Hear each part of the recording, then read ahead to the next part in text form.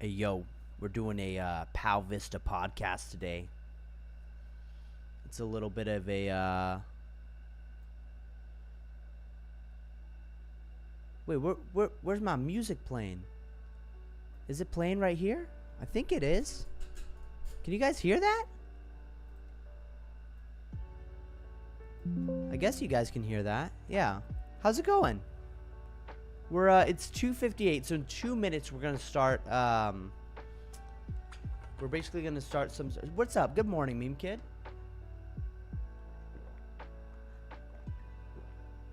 In 2 minutes we're gonna be starting this this thing. You know. Have I been? I've been good.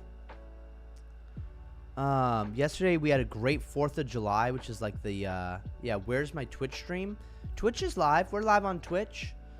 All you got to do is go to twitch.tv/Tenoshi_live. Am I right?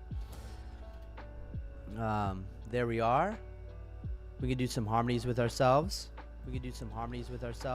Da, da, da, da. That's pretty beautiful, right? Right? I want my points. Bro, get your points, bro. They're waiting for you, brother. They're waiting for you, cringy gamers. All right, it's 2:59. Hey, babe.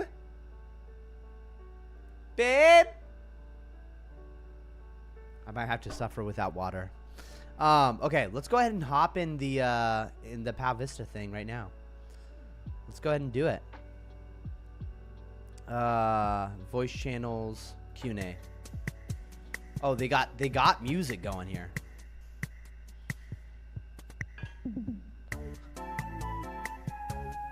What you doing today? We're doing a Q&A. We're doing a little Q&A action, you know? All right, I'm just finishing setting up. I'm gonna bring you in, Steven.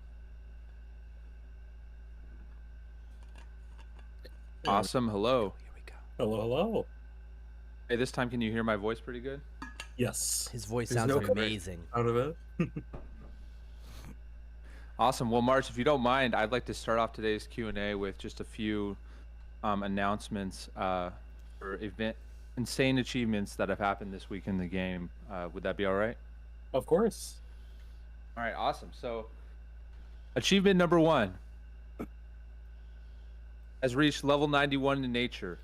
Oh, we cut out. Dethroning Tenoshi as the highest level nature player. RIP Tenoshi. By the way, let's bring Tenoshi in to hear his thoughts on this event.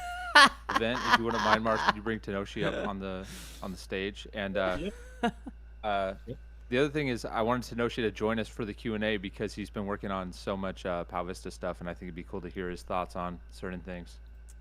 For sure. Steven, your voice cut out when you said the name of the player who dethroned me.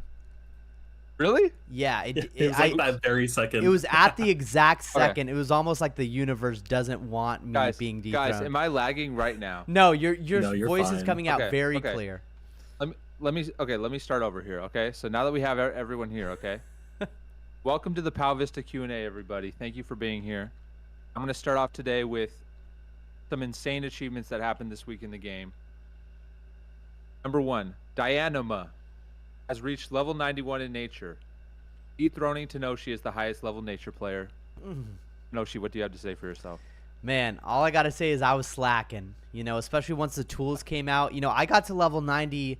I got to level like 85 maybe without any tools. But with the tools, man, the XP rates are insane. Yeah, sure. So hard work you're from kind of saying, yeah. Kind of saying like back in my day, it was much harder to get to level 90. Right. I guess so. So up next, we got Techno. It's become the first player ever to reach level 70 electric, unlocking the tier 70 electric move Thunderclap. Congratulations, Techno.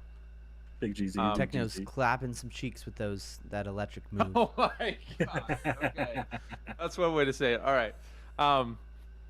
Yeah, we want to try to keep this family friendly, everybody. Well, I guess, I mean, okay, never mind. I think it's family friendly. I wonder how Techno did it. Did he use Skelly friend teleports to get there, or did he just do any kind of teleport he could get the cores for? I'd be curious to know. You know, I Um, think the best XP rates you can get is just grind like a ton and then get those rare boards, the 1 in 20s, and then just literally teleport from the power plant to Rancho Bamba over and over again, and just sacrifice, disintegrate 19 at a time, over and over and over again.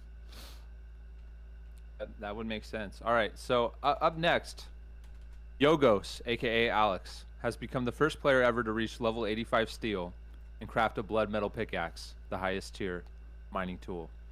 Congratulations, Yogos. Easy. Yeah, and we were actually discussing in the Discord just a few hours ago, like what the best XP rates for steel are. It seems very cash dependent, like how much gold you have. So it seems like part of the best strategy is to actually make money by making tools and then sell those tools and then buy coal bricks and something like that. But I think yeah, that in congratulations. Boston. Just to get more gold.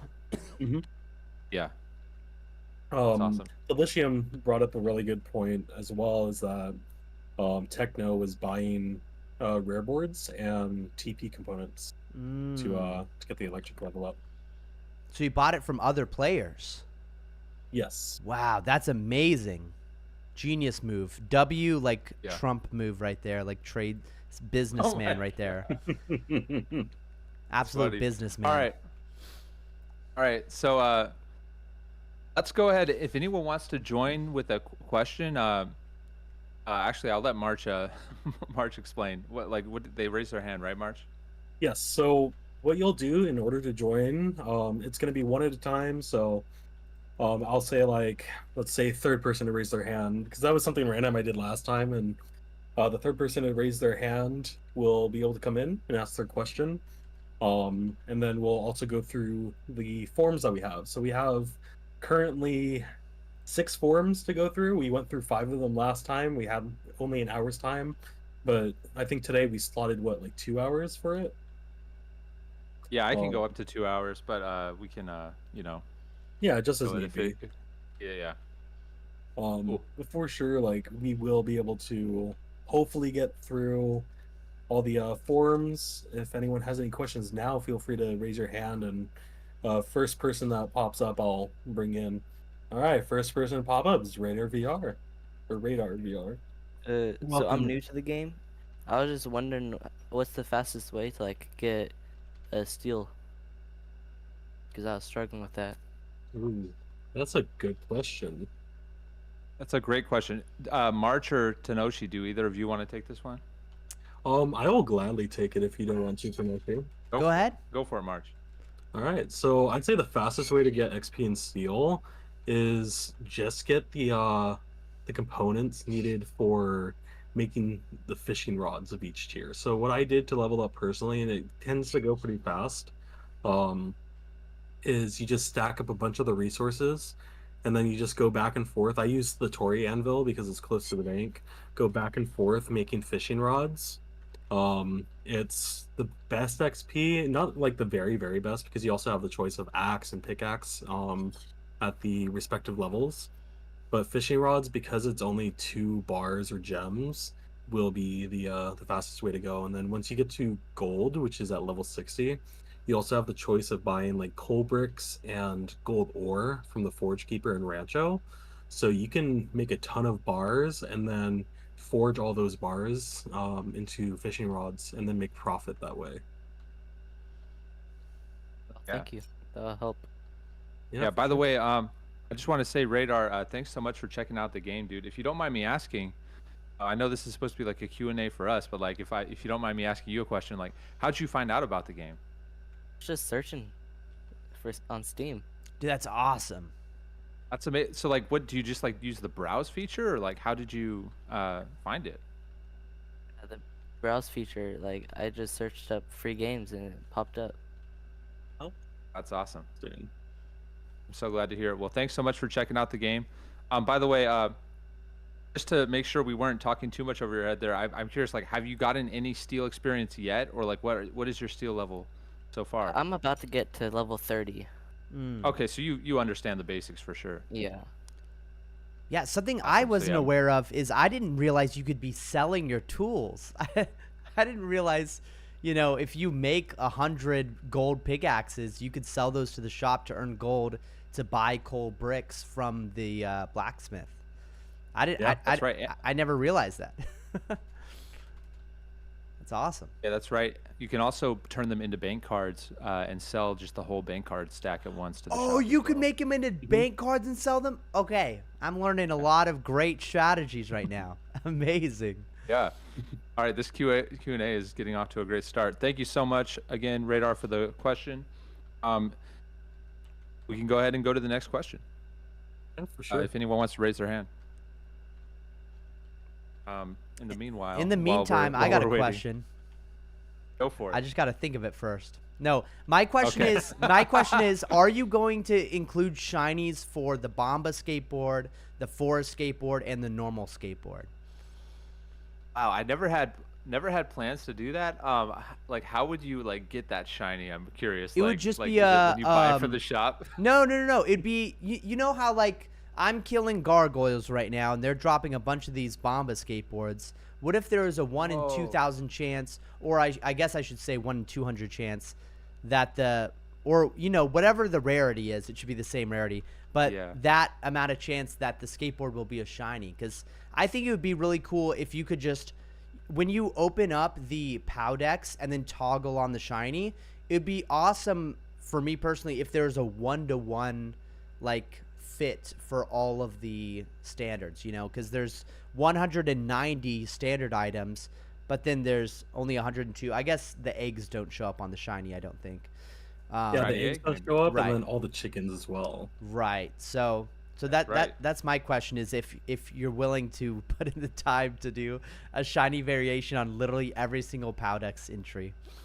Oh. Well, we could always. I do like being decoupled just because it allows us to add something that doesn't have Right. a shiny to the main Powdex, but Yeah. Powdex. But I mean, I'm interested if anyone else is interested. The one thing that I don't want would be someone's grinding for a shiny and then they get a shiny notification, like a notification where it says shiny at the top, and then it's a huge letdown because it's oh, another shiny Bomba born.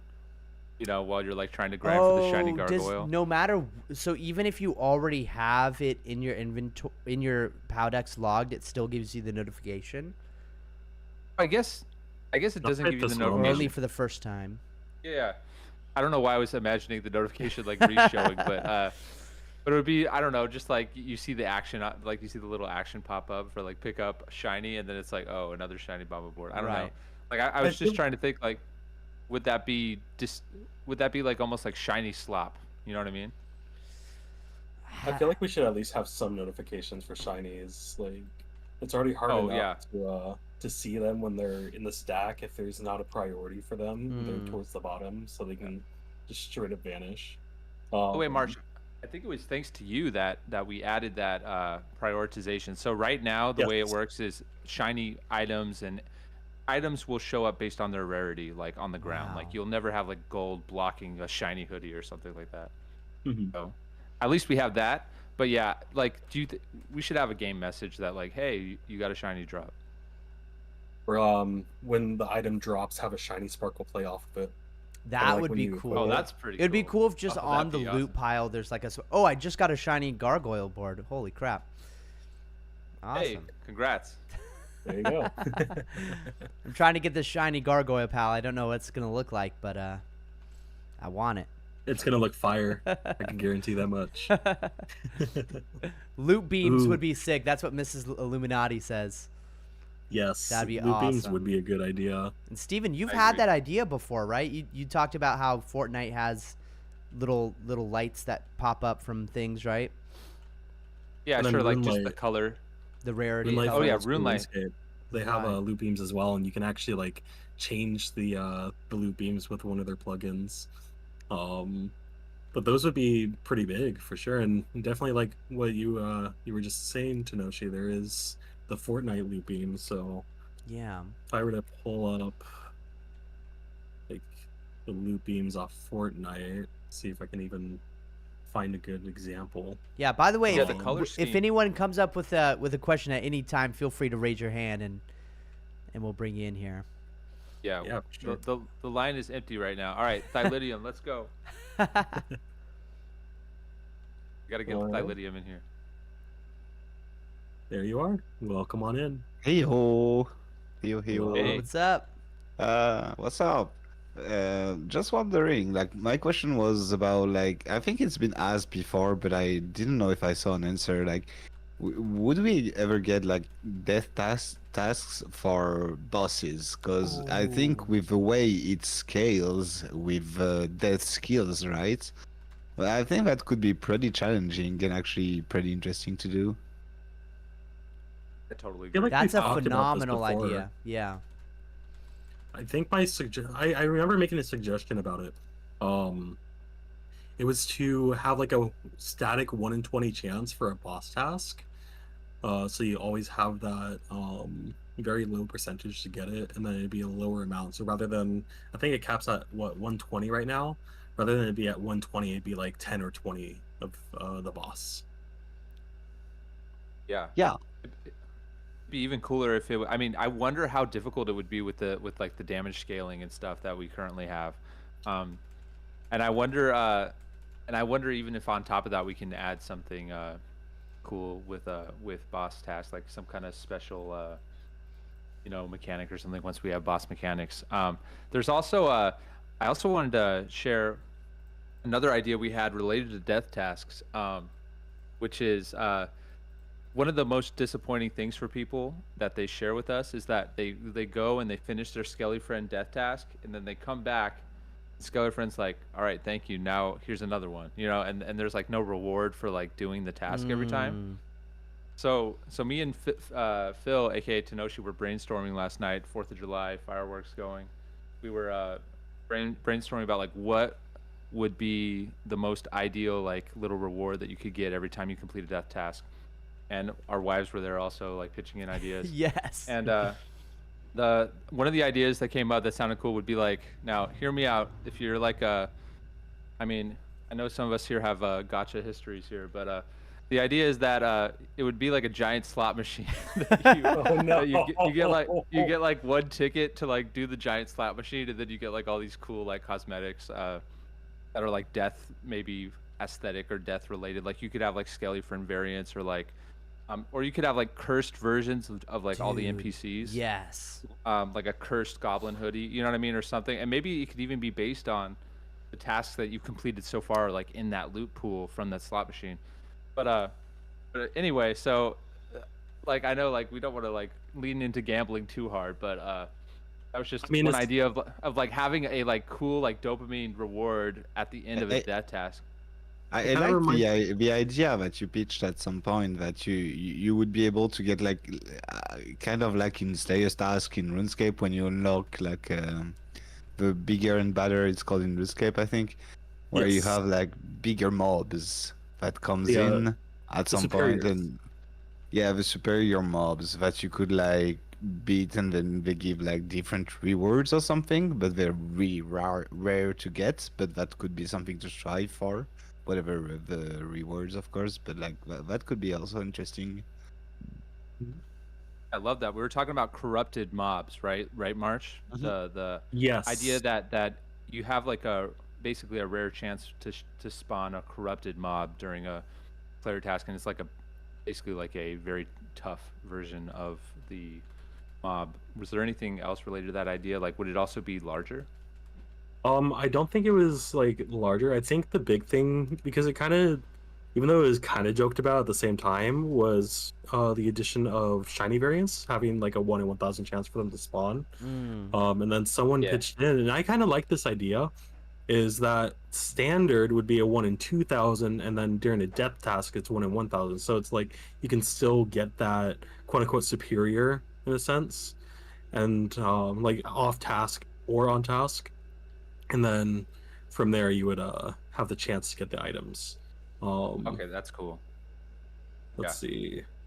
Yeah, I think I like both ideas. Like having corrupted mobs and having like corrupted items would be insane. That would be great. Yeah, That's cool. imagine having a hoodie that like has the little death carbon particles floating up from you like as you skate around. And then those particles change based off your death level. Dude. Yeah, it's just like you're like that's fuming. sick. That's You're crazy. level 100, you just have fumes coming out. Yeah. Yeah. Hey, how do you guys feel about like should your pal like get cursed with death carbon if it's like killing death carbon, like it like catches the plague? I feel like if we did, it'd be like a temporary buff in a sense. This is just like my personal thought on it, because if we were to have it permanently, then it might throw players off. Like, oh, what do I do to fix this? Is my pal forever like this? So if we have like a temporary buff where it's just like during a login period, or like 10 minutes or something, just Or like maybe you have to as kill your examples. pal to cure it. Oh my god! You have to kill your And it pal. like you have counts to fight towards your it. task. Oh man! Next Drops 2 death carbon instead of 1. yeah. Must put the carbon never emissions responds. to an end. Gosh. That's And crazy. I scrolled back up and I saw your idea about the corrupted NPC. I think rather than have it be like 100 times stronger, maybe if we can have it like be auto aggressive. So if we were to have that shiny variant, have them be auto aggressive, and then rather Oh, than that's sick. multiplying, it'll get other NPCs around it to start attacking you. So it's not like you see 2, 3, 4, 5, 6, so on and so forth of the shiny variant NPC, but have it to be it's that NPC, and then it drags in its fellow variant or its fellow NPCs around you in order to start attacking. Yeah, I like that because if it just duplicated, that would actually like, if they all gave drops, it would like duplicate your RNG. Like it would improve your RNG on the drops. Which, by the Yeah. way, should it just drop like shiny items? Like, what do you think it should drop? I think rather than dropping shiny items, it should have a double loot roll. So one loot roll would be like, for example, you said killing it drops 1,000 death carbon or something. I know that was like a huge number. Maybe we can have it scale down to 100 as its loot pool, and then you're guaranteed to get death carbon on top of an item.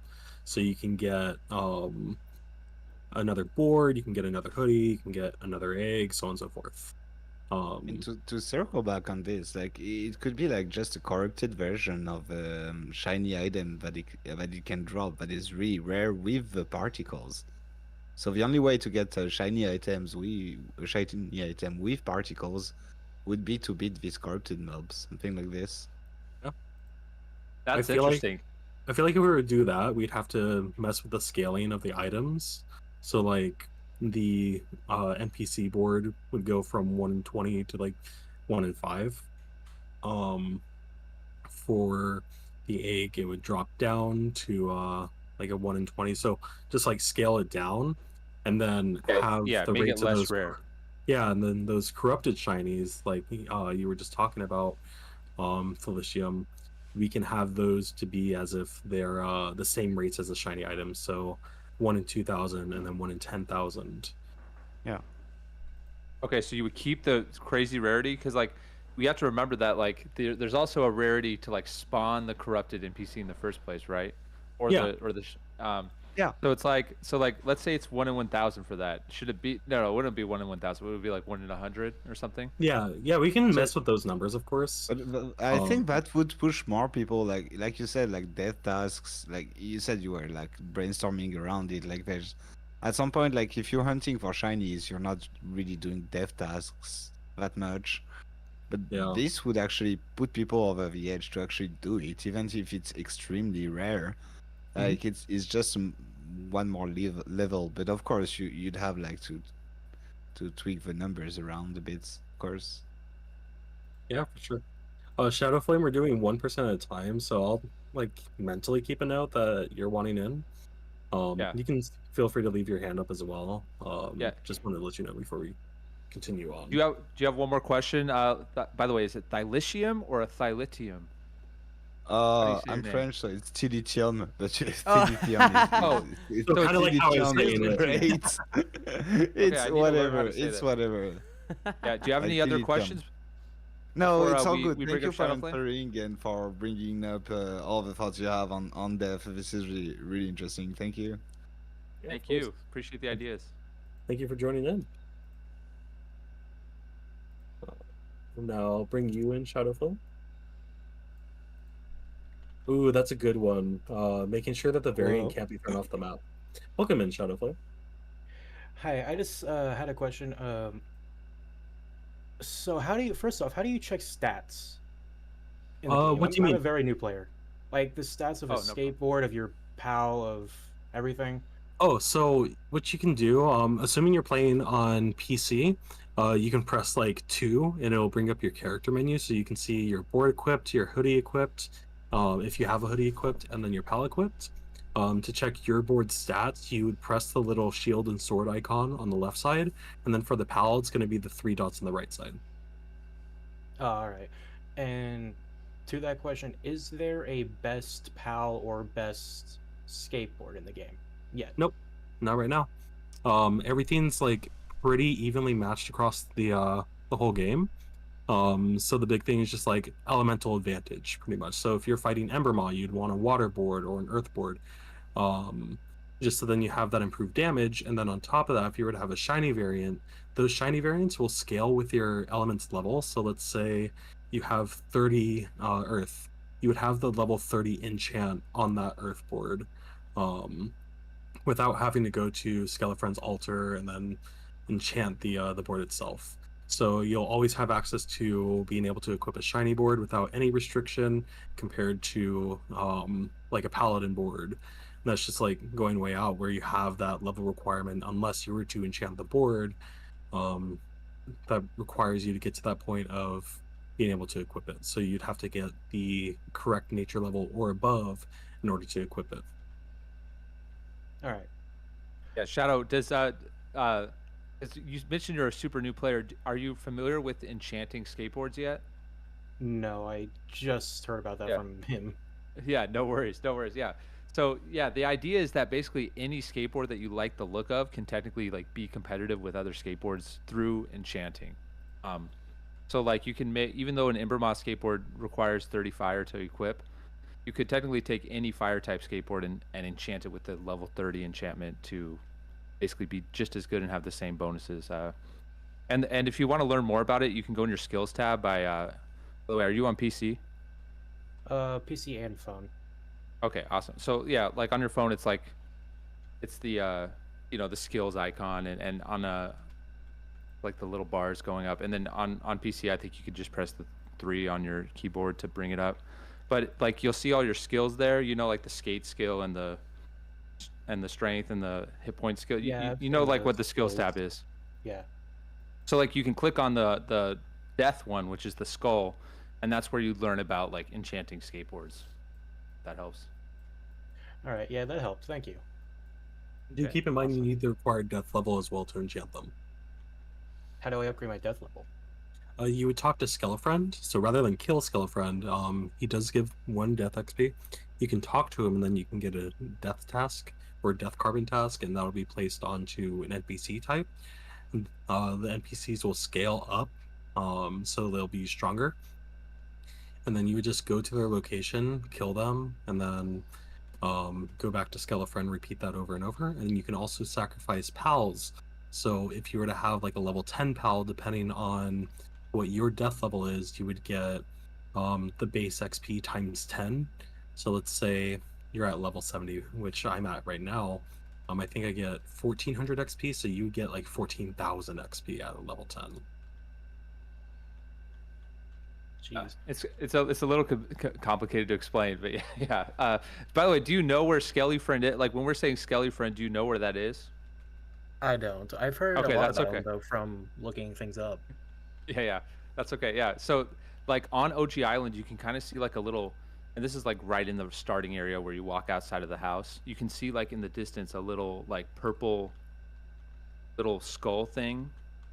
You know what I'm talking about there? Here, I I'll think so, I'll yeah. share my screen real fast. So I'm pulling up the game right now. Should Yeah, be let's able look at to Mark. see that. If you were to press that, it will also like increase the size so you can see it a bit better. So I'm up by the He's zombies right next because to I've Skelefriend. been grinding zombies. So just to kind of like give an idea of where to go. So if you were to go left from your starting area, you get to the goblins. So you'll go up over this way. You go past the zombies here. So you just go up right past it. Think of it like going to the volcano trial, which is starting right here. And then you go down to the skeletons, and then you have this altar right here with Skelefriend. So you come down here and talk to him. And I already have a task right now, if I recall, so he's just gonna say I have the task already. But he tells you this, so he'll give the NPC name, and then he has like little dialogue about it. And then you'd go to their location. So if I were to go to Briarwoods, I would go to the forest over on Tori, and then to the Briarwood location and fight them. That's quite literally all there is to it. So it's starting from here. Once you get through the NPC gates, you can get up to that point. All right. Thank you. I hope that clarifies things. By the way, I wanted to ask real quick before you go, Shadowflame. I wanted to ask, how did you find out about Pow Vista? I'm just so curious. TikTok marketing. Awesome. I've seen like at least 5 of your videos on my For You page, and the one that convinced me was actually a video of someone killing Skelly Friend on a bot. Yeah, that's awesome. Great. Yeah. Great. I'm so glad you enjoy those videos. I'm the person who makes a lot of those videos, so Yeah, I it's thought a it was huge cool honor. and looked awesome to play the game. So I appreciate it. Thanks so much, Shadow. Appreciate it. If anyone else wants to raise their hand, we can do another question. And yeah, Sure. It's so cool that Shadow, there's so if you many don't new mind, I'm gonna move players. you back to the audience.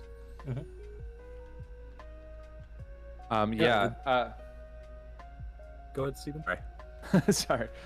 worries. So yeah, while we're waiting for, and like, don't feel any pressure to raise your hand, guys. I know it's a lot of pressure to come up here on stage. I mean, I wanted to ask you guys, what do you think, what do you guys think the average age of a Pow Vista player is, roughly? Ooh, that's a good question. I would guess like 25 to 30. Yeah, What It would- would you guess, it Marsh? would be like maybe low mid-20s, as the average. So I'd say between 22 to 25. Yeah, Yeah. chat is that people are saying 15 to 17. Dionama is saying I'm old as fuck. Yeah. Brody he's in is his saying 50s. 25. Yeah. Wait, someone's actually in their 50s? Yeah. Yeah, if I recall, he who? had mentioned it. Dionama. Oh, think that's wow. about right. Yeah. Dude, he's got that like generational power to like beat Tenoshi on the leaderboard. He's been like training his whole life. He played classic RuneScape. Yeah, that's awesome. Back when old school Um, RuneScape was just RuneScape. Yeah, exactly. Yeah, it's curious. I wonder like what the average age of RuneScape was back when we were kids. Like if like, was it also like 25-year-olds or was it all little kids? You know, I would 'cause- I would say it's maybe in the teens for Yeah. back when the game released, because a lot of people were like in high school when they were playing, if not up to Yeah, their what's up, Kyle Mitchell? How you mid-20s. doing? We're just And doing a then Q&A from real there, quick. because So they played for so long, they're at a much Yeah. older age rating in a sense, or median age. yeah. I'm thinking about this because I'm thinking about like how do we're we doing a reach Pow the Vista people that would Q&A love Pow with, Vista, right? the creator Because I know and there are official lore those writer, people out there in the March OT. world, because I know like I've seen all the people here, and like there's got to be more people like us out there, and like now it's just a matter of like how do we send the right signals out to the world and make sure we're not like representing the game in a way that's like too different to where people come and join and it's like what they expected isn't there, but just getting our message out to people. And I'm thinking about like the first time I found old school RuneScape, which was actually just RuneScape at the time, which was I think my parents had said no more computer games, because I basically gained weight as a kid because my brothers were all playing outside. Meanwhile, I'm just like playing Lord of the Rings, War of the Ring, which is kind of like an Age of Empires game. And like I had all these computer games because I had gone to a computer camp and they had like a computer game store there, and I had spent all my like birthday money and stuff on computer games. but I was playing it so much that my parents said no more computer games, so I had to get rid of them all. But Oh my then gosh. but then it was like a month later, I was like, just like, you know, all I had access, I had no computer games anymore, but I had like a computer, and I'm like, I looked up like free 3D game online, you know, and then it's like the first thing was like RuneScape, MMORPG 3D online, and I'm like, what is MMORPG? But by the way, I'm like in 6th grade at this point, 5th grade, and I clicked on it, and I just remember the, like, you know, like doing the thing, the tutorial island, thing. This must have been like 2005 or something, and I remember the sound effects, and like I remember my dad saying like, "Are you playing a game?" And I'm like, "Yeah, but it's like an online game. It's just in the browser." And he's like, "Okay, that's okay." So, like that was a huge selling point. Like, thank you to RuneScape for like not being a box game and being an online game. For real. Otherwise, I probably would have never discovered it. But like that was an example where I'm like browsing and searching for a game, right? And I wonder, like we just talked to somebody here who found us on Steam by searching, you know, Radar found us on Steam by searching Pow Vista. I wonder, we really need to make that like store page, like more clearly Attractive communicate and what the game clear. is. Yeah. Yeah, exactly. Which we did do the website recently, which I think does a pretty good job. I of love that, the but- pixel art you leaned into on that. Sure. Yeah. It looks really good. Like I loaded it up on my phone when you announced it. I was like, ooh, it's like really nice. Yeah, that was all thanks to Gimme Dugway is this guy's name, and he totally designed like a prototype of the website before even being paid. He designed a whole like prototype of it, sent it to me, and I was just like so amazed. I was like shut up and take my money.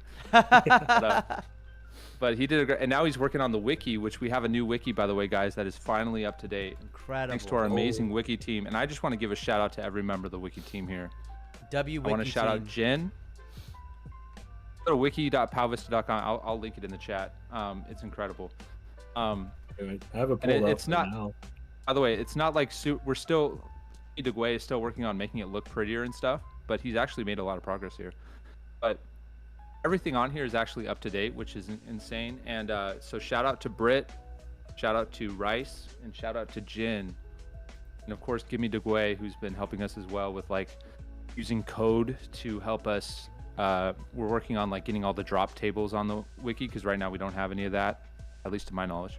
But we do have skill guides, so the best place to go is to the skills overview and to click on any of the skills, and you can see, like, if you click on electric, for example, it has every board and every cores gained from every board being disintegrated and the XP amount. And then let me see if I'm going to go to steel and see. Yeah, it looks like every single item for steel and the XP and even the times per attempt. Time per attempt? I think it's the time spent Oh. crafting and everything. Oh, no, I think that might be what it's trying to communicate, but actually the more accurate way to say is like this tool will like fish 2.2 times per second versus because like crafting any item takes the same amount of time, 1 second. So I think I see. Yeah. yeah.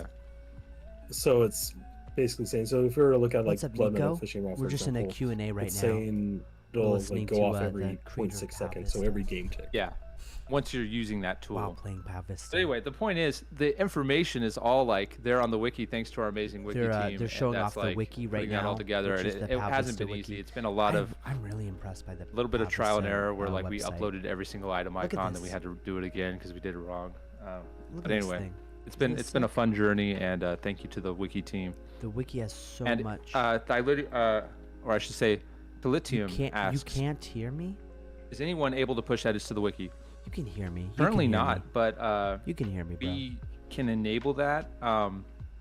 It's kind of a different wiki than your standard wiki. We used to have a standard wiki, but it was riddled with ads, and I just hated the ads. So we use something called Notion to make the wiki, and so we can get access to anybody who's interested in joining the wiki team. I kind of like the idea of having it be like more of an exclusive thing to edit it, because Right. because then, like, you know, when you have access, there's kind of like more of an obligation to contribute. Because we kind of had a tragedy of the commons with our previous wiki where you know, like how you drive on the freeway and you see like trash on the side of the freeway. That's the tragedy of the commons for anyone who isn't familiar with that term. It's like when no one owns it, it's like who cares about it?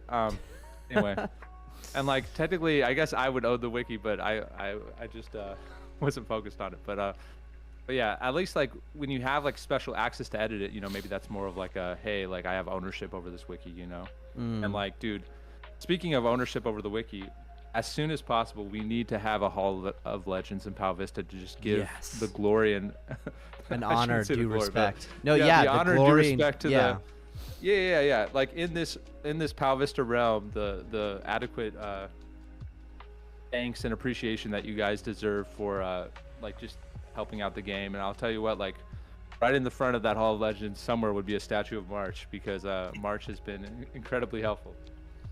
And Tenoshi as well. Where's the statue of you, though?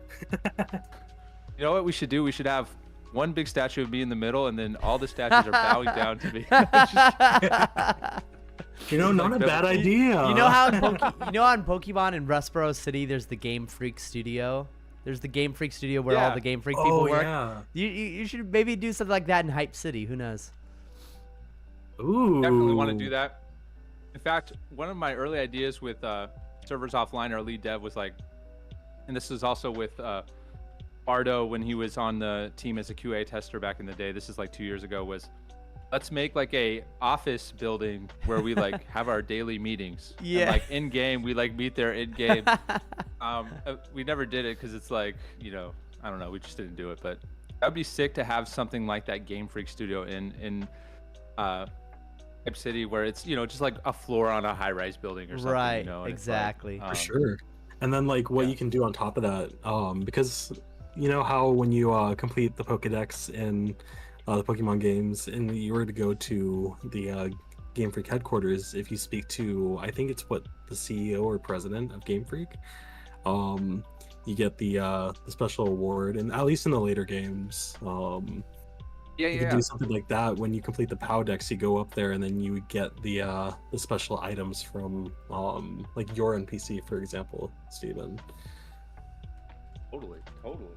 I love that. Yeah, and also like, I think it'd be cool too if you, like, anyone who completes the Powedex gets to be somewhere in the Hall of Legends. You know what I mean? Because it's like how, like, there should be some some hallway in the Hall of Legends where it's like it just goes down infinitely until the last person that's completed the Powedex is there. It's almost like an IRL, or not IRL, but like an in-game leaderboard.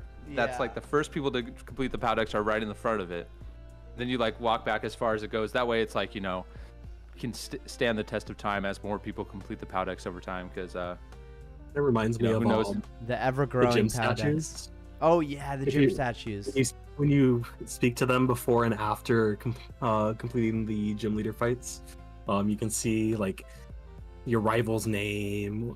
Then you can see your name on there. Kind of have something like that. So then you see the first person's name, and you can have like 4 names per section. So it'd be like me, for example, whoever finishes next, and then person after that, and after that. Then when you go to like the next sign, you can see 4 more names and keep going down. Yeah, I think that's cool. I think that's a wonderful idea, because like just more stuff to like reward you, and like also like stuff to like dream about as you're playing the game. Because like NicoCraft, if you want to talk to Steven, you have to go into Pow Vista right now, join the Q&A, and raise your hand, and he'll let you inside the. And I think the more lights that we can have at the end of the tunnel, the better. Someone said, you mentioned Pokemon, looks like no more Pow Vista, sad face. What he's saying is that you know, we're gonna get like a cease and desist letter tomorrow. Oh no. Yeah. Someone says, I would commit on coding Pow Vista on Roblox. Wow. Tenoshi, if I recall, you used to do devlogs for Roblox, right? Because I did see and it's so funny you mentioned this, because I was talking to Steven, and this was before the Wait Dot video. I was like, Steven, you realize if Pow Vista was on Roblox, everyone would go bat crazy, and then they'd all want to play Pow Vista so badly if it was just on Roblox, which is kind of true. Like if Roblox was if Pow Vista was in Roblox, it's a big platform, everyone would love it. You know, they'd be blown away because the quality is so much higher than any than any game you've played on Roblox. You know. I mean, how Yeah. crazy would it be if there was like a basically like just like how we have Pow Vista available on Steam and iOS and Android. Like there's also like a Roblox version, and basically what it does is it connects with the main game. So like you just see a bunch of like Roblox characters in the Pow Vista world. They don't look like Roblox characters, although that'd be pretty funny if they did. Yeah. But they look like no. Here's what's even better. Okay. The Roblox players don't have to obey the same rules as Pow Vista, so they can just like run around in 3D and like jump on things. And like as a Pow Vista player, you just see them like doing obbies like on the volcano and stuff. Watch some foot stomp skeletons. Like, what in the world? Oh, is there a Yeah, way to that get would it be as something a Discord activity? Are you talking about so that you can have Yeah. Pow Vista displayed on your beneath your username? No, I think yeah, yeah. I mean I think they mean like as an activity because you have the activities which are like mini games in a sense. Oh. Yeah. So like Problem if is you're there's certain limits on those. Like they can't be bigger than a certain size, and the game is like over a gigabyte in size. I wonder. I thought the same thing about the Discord thing because anything to like lower the entry bar for people to like jump in and try out the game, I think is super cool. But even before that, we had the creator of an MMO that I look up to, someone named Helior, who invented GenFinAd. I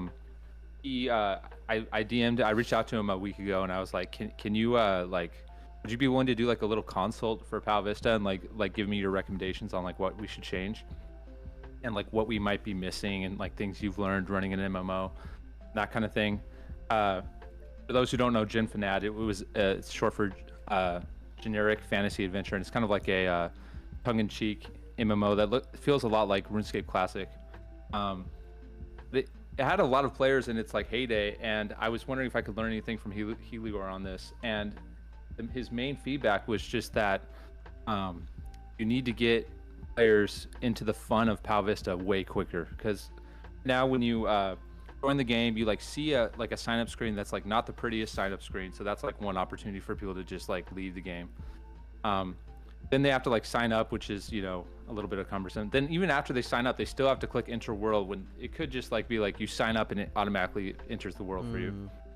And then you're like in a house and you don't really you know, and like I like starting out in a house, but the point is like there's so many steps, and then like finally, and then like you get interrupted by plop and your screen like you know, jerks down and like which, by the way, that needs to be way smoother. But then it's like if you finally get to the goblins and you're like killing goblins and seeing the numbers go up and the numbers go down, like the number that you have to kill go down, your XP going up, you're like leveling up. You get a skateboard and you see you need 5 nature, and like you've already chopped a tree, so you know how to get nature skill. Like if you can get that far, then it's like you understand Pow Vista and you can keep going. But like one of our big problems, I think, is that a certain percentage of players are just like not getting that far.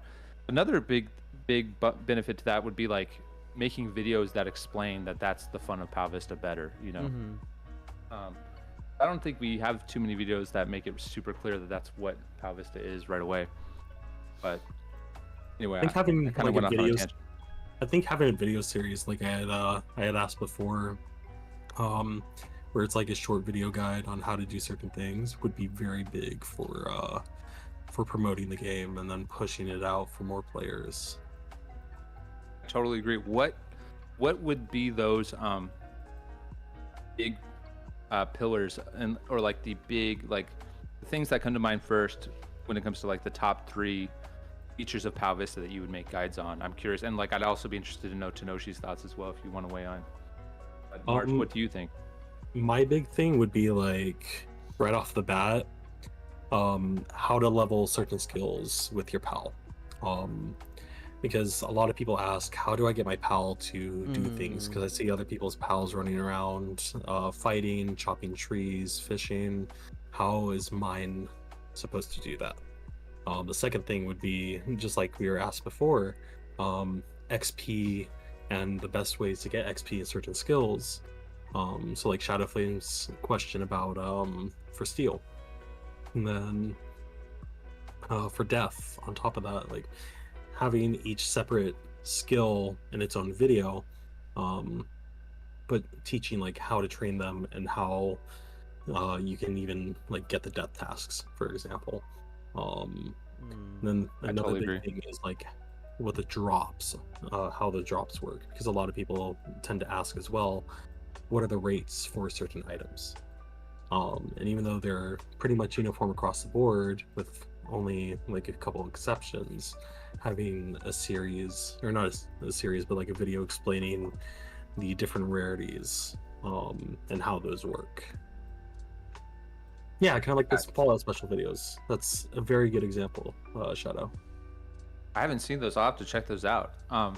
Because yeah, like the thing is, if you have the knowledge that, like, for example, the three of us have about the game, it's a lot easier to, for example, like maybe get someone into the game and explain to them things. We could just get that knowledge out to more people, where like even if someone's just curious about the game and they don't want to install it yet, they can watch a video about it and learn that knowledge, and then they've like got that knowledge with them. And if they ever decide to play the game, they're gonna be less likely to like leave when it reminds me of like for example, I got Final Fantasy 14 on my PS5, and like you launch it up and it's like so confusing. You have to like use your PS4 controller to like move a mouse on like a little box that's like a browser window to sign up your account. It's like crazy, like bad UI, but it's like, this is a game that gets millions of in revenue, and there's a reason. Like the reason is because people know there's like a light at the end of the tunnel of this like sign up process. You know what I mean? So like they didn't even have to optimize their sign up process, at least on PlayStation. And they're like they spend millions of dollars on the game. So it's like just getting that information out to people in itself like will help more people stay on the train and like not jump ship, or I just like use two vehicles, but stay on the boat and like not jump ship before they get to like the fun of Pow Vista. You know what I mean? Like, and we have to like figure out what are those moments where you're like, wow, this is actually fun, like, and try to get as many people to that moment as possible. But do you have any thoughts on this, Tenoshi? Yeah, first of all, I think everyone, I mean, raise your hand if you disagree. I don't think anyone will disagree. The POW UI sucks, like really bad. I was explaining it to my wife just yesterday because she was confused. I said, okay, go to the person icon at the bottom of your phone, and then click on the three dots, and then click on the current task, and then a tiny little white box appears with like 2 words on it, and then put your finger on there and then swipe up to go down, and then you can find exactly UI. It's like, oh, you swipe past the chopped fur, okay, go back up, oh, too far up, back and forth. And it's like, okay, why aren't there just big old buttons that even like my niece Lily could like push so easily, like big buttons that's like, this is mine clay, this is chop fur, and this is bodyguard. And I think bodyguard should just be called combat or something, or attack, but that's just my thoughts. And like there should be like symbols where it's like, yeah, even it's like not a intuitive whatsoever, right? It feels like a minimal viable product. It has the minimal viability, and that's exactly what it is. Yeah. So yeah. Now, I think it should be like you select your current task and the whole screen shows up with like with like possible tasks, and also certain ones are grayed out and say like, get your pal to level X to use this one. I love that. I love or that. Or like you have to like pay money to use this one. Exactly. Or, it would be so cool if you had to like put and we've talked about this is Steven's idea, but to expand on Steven's idea of having like food like fuel your pal, imagine if the pal could always do the basic task, but if you wanted it to mine mithril or emerald or sapphire, you need to do the feeding, and then that fuels like a higher level task. Yeah, there has to be some resource cost to it, because otherwise it's like even more overpowered than running a RuneScape bot to get resources. You know what I mean? Yeah, because it's like it's like a sanctioned RuneScape bot, and it's like and it like works 100% of the time. Well, I guess not. Yeah, it's not only sanctioned, but it's also like you don't get kicked out. Yeah. Like you never come back and find that your bot got ruined by someone, or like you got banned. Right. So, and like the only issue with that is that the resources will just become basically worthless to any kind of player-to-player trading. Yeah.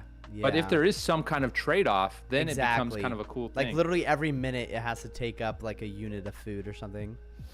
or every Yeah, second. I think also having the respective tool tier would be a good. Oh yes, sort portion of like of that. Minecraft, sort of like Minecraft, where like in order to mine diamonds you need iron or something like that. And then instead of like having it like that, where you have a lower tier allowing you to mine it, what if we did it to where you have to have like a hard clay to mine coal, have sapphire to mine sapphire, mithril to mine mithril, Yeah, so on and so that forth. way the player themselves has to, or they could trade, but like normally the player would have to get to that level first. Yeah, so there's Yeah. that form of progression or even interaction with the community in order to get to that point. So Yeah. having mix of both of the food units and then having the required tool type. Yeah, it's smart. Yeah. I think another great thing that you guys were talking about was about the getting the players into the fun as soon as possible. I really do think it's that moment where you're hitting goblins and Steven, you phrased this really well yesterday when we were talking about just that moment where you've like, how can we get the player knocking enemies off the cliff as fast as possible? Like without rushing it or anything like that, because knocking enemies off the cliff is like the whoa, this is like an anime. It's like I'm like Dragon Ball Z freaking pushing these people off cliff to their death, like and then getting a rare drop. Yeah. Yeah, It's also kind of like a puzzle that we don't tell the player and they can just figure out for themselves, basically. right. Yeah, Which I think is kind of cool. so maybe Like, having a you never tell smaller them. battlefield for because the goblins is such a wide battlefield. You know what I mean? Oh, that's But interesting. I don't know. Yeah. Maybe it's good for We the could first add like player. pits of water in there, or like Yeah, cliffs going down, or like true. hole, like a big crater or something. What if there's a giant like Um, skate bowl? What are those called? Not half pipes, but like maybe a half. yeah, pipe. yeah, skate bowl. Yeah, skate bowl. That would be cool. Yeah, that'd be cool. It'd be even cooler if you could skate the skate bowl. Yeah, yeah. Which man, there's just like So many it's funny how possibilities. like there's so many things to do in like so little time. Yeah. Like dude, I want to do grinds so bad, so quickly. Yes. Is like be able to grind on stuff, because that's like the fun of like Tony Hawk. You know what I mean? Like, and that's one of the big fun things in Tony Hawk is like grinding on and like especially when you put in the cheat code to unlock like unlimited balance. And you can like like grind on the edge of a building and like Yeah. explore up into like the buildings and stuff. That's really fun as well. But yeah, are there any other fun moments that are like, or like, can we add other fun moments, or should we focus on this main fun moment? You know what I mean? Yeah. Yeah. I'd say the big fun moment for me personally was definitely getting my first drop. Like that notification of the drop. It's like, oh, there's something more I can do rather than just hit things, get items. Yeah. Now, was that just a normal skateboard drop for you? Or was it like you got a hoodie drop? I think for me it was one of the NPC board drops. So rather than like you get the skateboard in the beginning and have the notification play, it's where it's like, okay, well that's gonna be given to you, that makes sense. But actually rolling that 1 in 20, it's like, oh, I actually have like rates on things to try and get. So now I'm kind of curious, how much more should I go in order to get these items? Yeah, I totally agree. I think that's awesome. I think if I'm thinking about like maybe a moment that might not because that's an example of a moment that is like a positive multiplier almost on like the fun of doing combat. Mm-hmm. I wonder like how people feel when they open up the Powdex for the first time, if it's just like too big. Like there's just too much going on that first page. Like, it's just like a giant What empty if thing. what if I wonder if it would be a positive or negative if you broke it out in ways where when you're on OG Island at the very beginning and you haven't been to any other areas, it only an OG Island section of the Powdex, and it has like a header that says OG Island, and then it's like you see all the stuff to unlock on OG Island specifically, and then when you get to Tory Village, instead of being grayed out, now that's like bright and clear that like you're in Tory Village and you have the Tory Village plus the OG Island unlocked, and then so on and so forth. And I wonder if you should even make like the Volcano of Riches a different section if you were to do that. Yeah, that's super interesting. I like when you say that, I think of you know how like when you open up the Powdex now on like a new account, it's just like a bunch of like semi-transparent black rectangles, right? Yeah. Like when you said grayed out, that really got me thinking on like, what if at first they're all grayed out, like where they're like half as transparent as they are now, or like sorry, double as half as opaque as they are now. Right.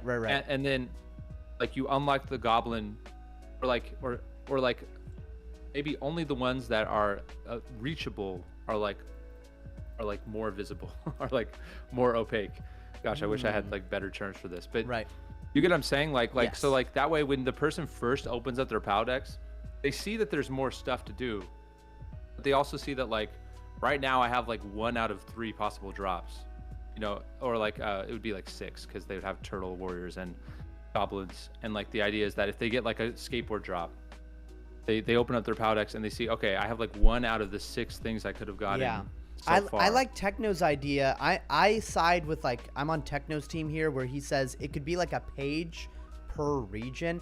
I mean, I like the idea of like you scroll down, but even then, pages that you like flip through, almost like a Pokemon card binder, where you're like flipping through pages and then each page is like a different region. I think that would help make the goals a lot more attainable, because then it could be like, wow, I finally completed the entire OG Island section of and there could be a POW decks. reward even for each sub 1, you know what I mean? 100%. Like you get, and it could be a much more like could be something that's like less what am I trying to say here, less of like a flex item, but more of like a utilitarian item. Wait, like, what does like, that like mean?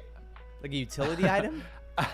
Like an item that actually has like a use that is like valuable for the grind. You know what I mean? Because like, because dude, what if there really were like do too what much if of there that were with the rare POW. candies that gave? What if you just got like 5 rare candies that you could like level up your POW by 5 levels? Oh, that's cool. I mean, you'd love have to that. come up I with a love, different like, name, but stuff that gives your PAL XP, I'm like very interested in doing. Or maybe just you get because, like 10 pulls of like Skelly Friends Casino slot machine. We still have to work that one out. Yeah. I can Exactly. see that one being akin to like the Brimstone Keys. The going back to Brimstone the- Kings, yes. Yeah, where you have like those key drops and then you just take them there and then you just click the chest in order to open it. Exactly. Yeah, Steven was debating last night when we were talking about the slot machine better idea. Would it be better if it was a slot machine, or would it be better if it was just literally boxes that you tap and get a random item? And I think feel it would, like having that slot machine would like incentivize people like me that have a bit more of an addiction to gambling to go for it. Yeah, I wonder like time, Sorry, go ahead. at the same time, like I could see it being an issue in like the EU because they have laws against gambling, or even Turkey where it's just outright banned. I can see that being a factor, so it could be similar to like the Brimstone chest where you just take them to that chest and open it, and then you can have those items deposited into your inventory.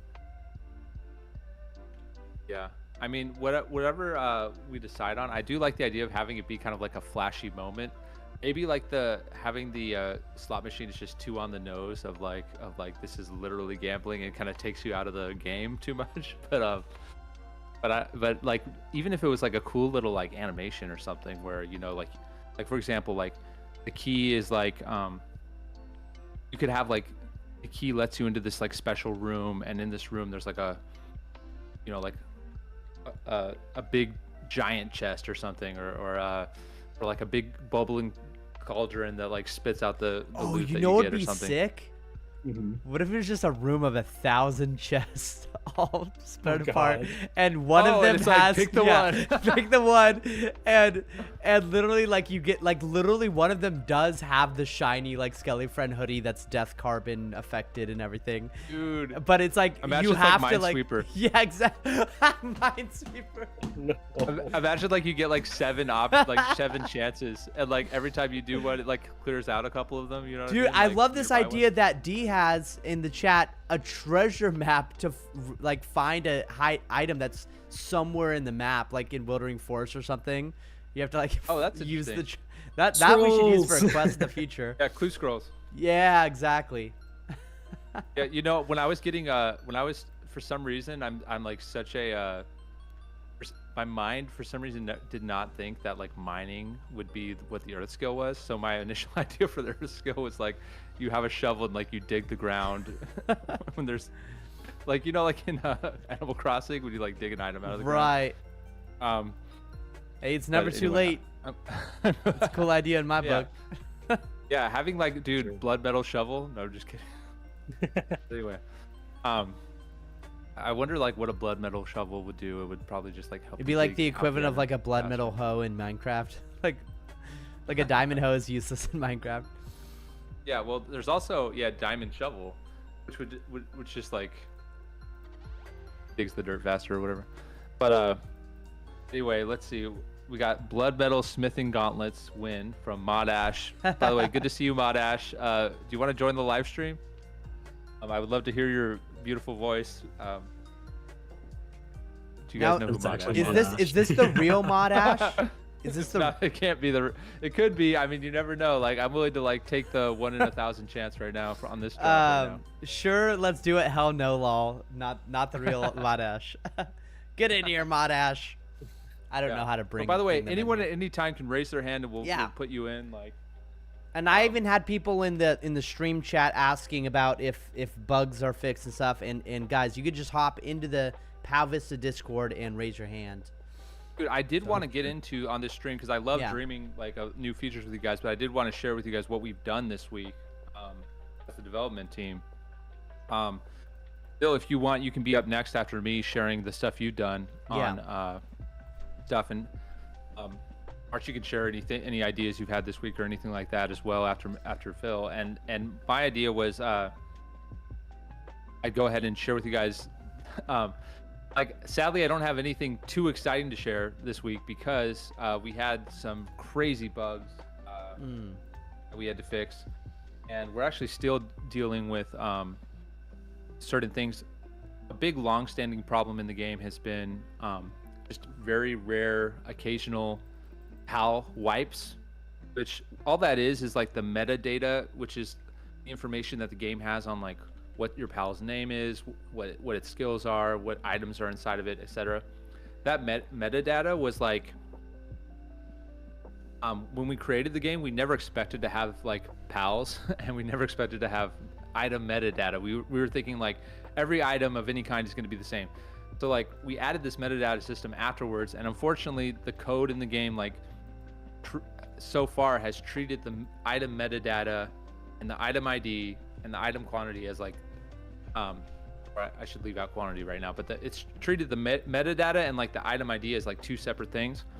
But the beta version of the game now has a new version where that metadata is glued to the item ID, so it can't get separated.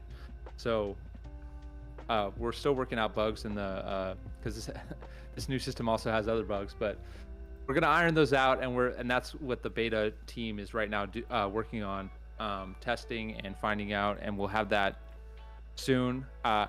No one hates working on boring things like that more than I do. I wish we could just keep moving forward with more stuff, All and the we fun are in the stuff, background yeah. also, getting Icefall ready for release. I can leak to you guys the NPCs. I'm just gonna leak to you guys the names of the NPCs for Icefall. Here it is. So, first NPC is called a Snow Fox. Oh, This is kind of like imagine like a ground bunny, except it's a ice type fox. It kind of has like a blue and pink color palette. Up next is the I'm pretty sure I wanted to call this like a pangolo or something, but I think I'm just gonna go with penguin. But it's like a penguin NPC. It looks awesome. And nice. and then the third one is a this one's just mammoth. The third one's a mammoth. So it has like a cool like trunk and stuff, and it kind of it's like the size of a gargoyle, and it has like big fluffy hair that goes over its eyes and stuff. It looks very cool. Yeah, those are like the three next mobs that will be in the Icefall when it drops, and those are like kind of like beyond the town. They're like how like beyond the Rancho Bamba town, there's those NPCs up there on the cliff. This is gonna be like beyond Icefall, down into the side of the mountain is where these three NPCs are gonna be. So I just wanted to, I don't know why I kind of went off on a tangent there, but I wanted to make sure you guys know we're not like giving up on also making game content.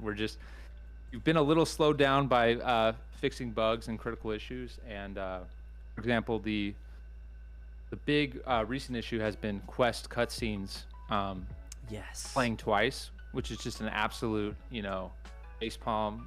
The idea that like a new player would like open up Pow Vista and it's like just getting the same annoying. First of all, my gosh. the cutscenes are already annoying as they are. Like now they have to happen twice. Like,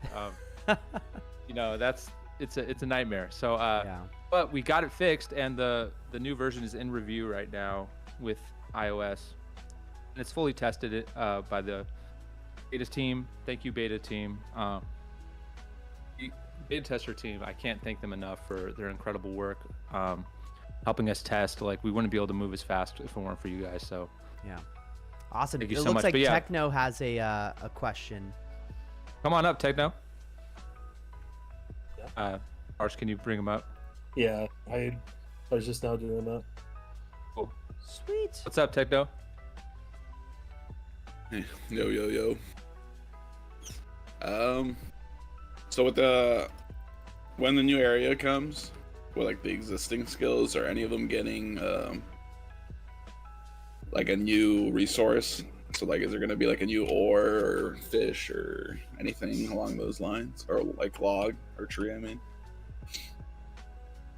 We're definitely going to be having new resources in the new area, but there's no guarantee that's going to happen right when the area comes out, because we just want to like first get the area out, and then we're gonna, whether it's like a frozen pine is like an example of like one possible, like a higher tier tree that's like that you can cut down.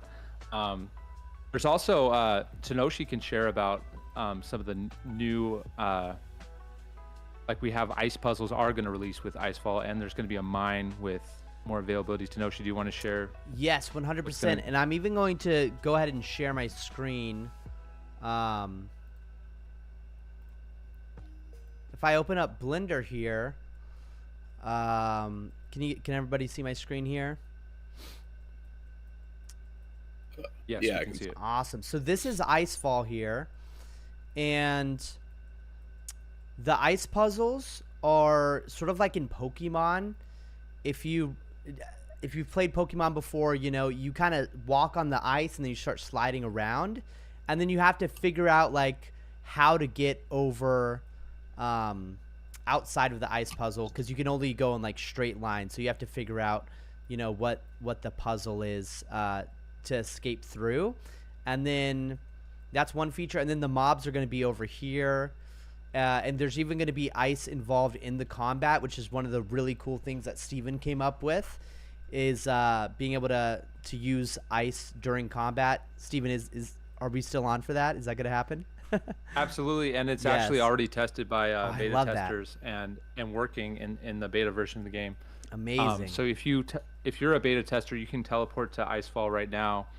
What's a good coordinate to teleport to Icefall, by the way? Right here.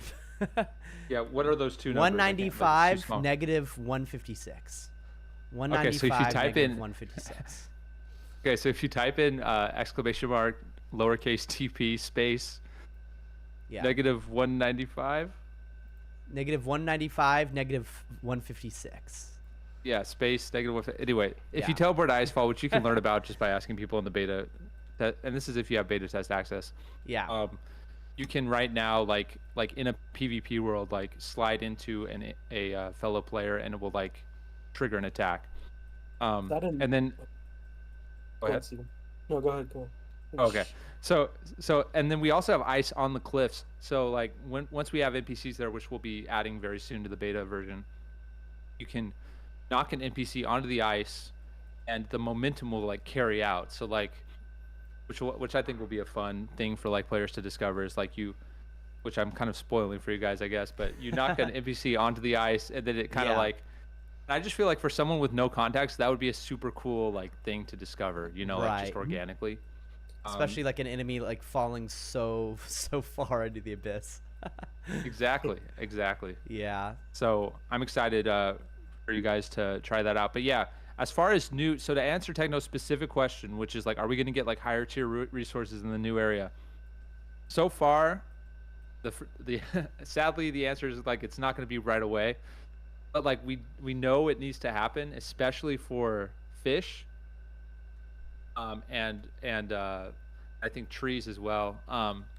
Need to have those higher tier things, because right now those skills just basically end at level 50, and I think the one thing that's held me back from doing that is just because there hasn't really been a need for like a higher healing fish item, and there hasn't been a need yet for higher tier logs, because it's like the only point of getting higher tier logs right now is more XP. We need to have like really good uses for those resources ASAP. And I it's think like we on could our use list. some higher tier fish. Yeah, like how high? What do you think on it, Techno? I was gonna say, even if it's like on par with serpents, I think depending on the area, it could maybe have like a special effect, or like, you know, a bonus for eating Yeah. it instead of just healing.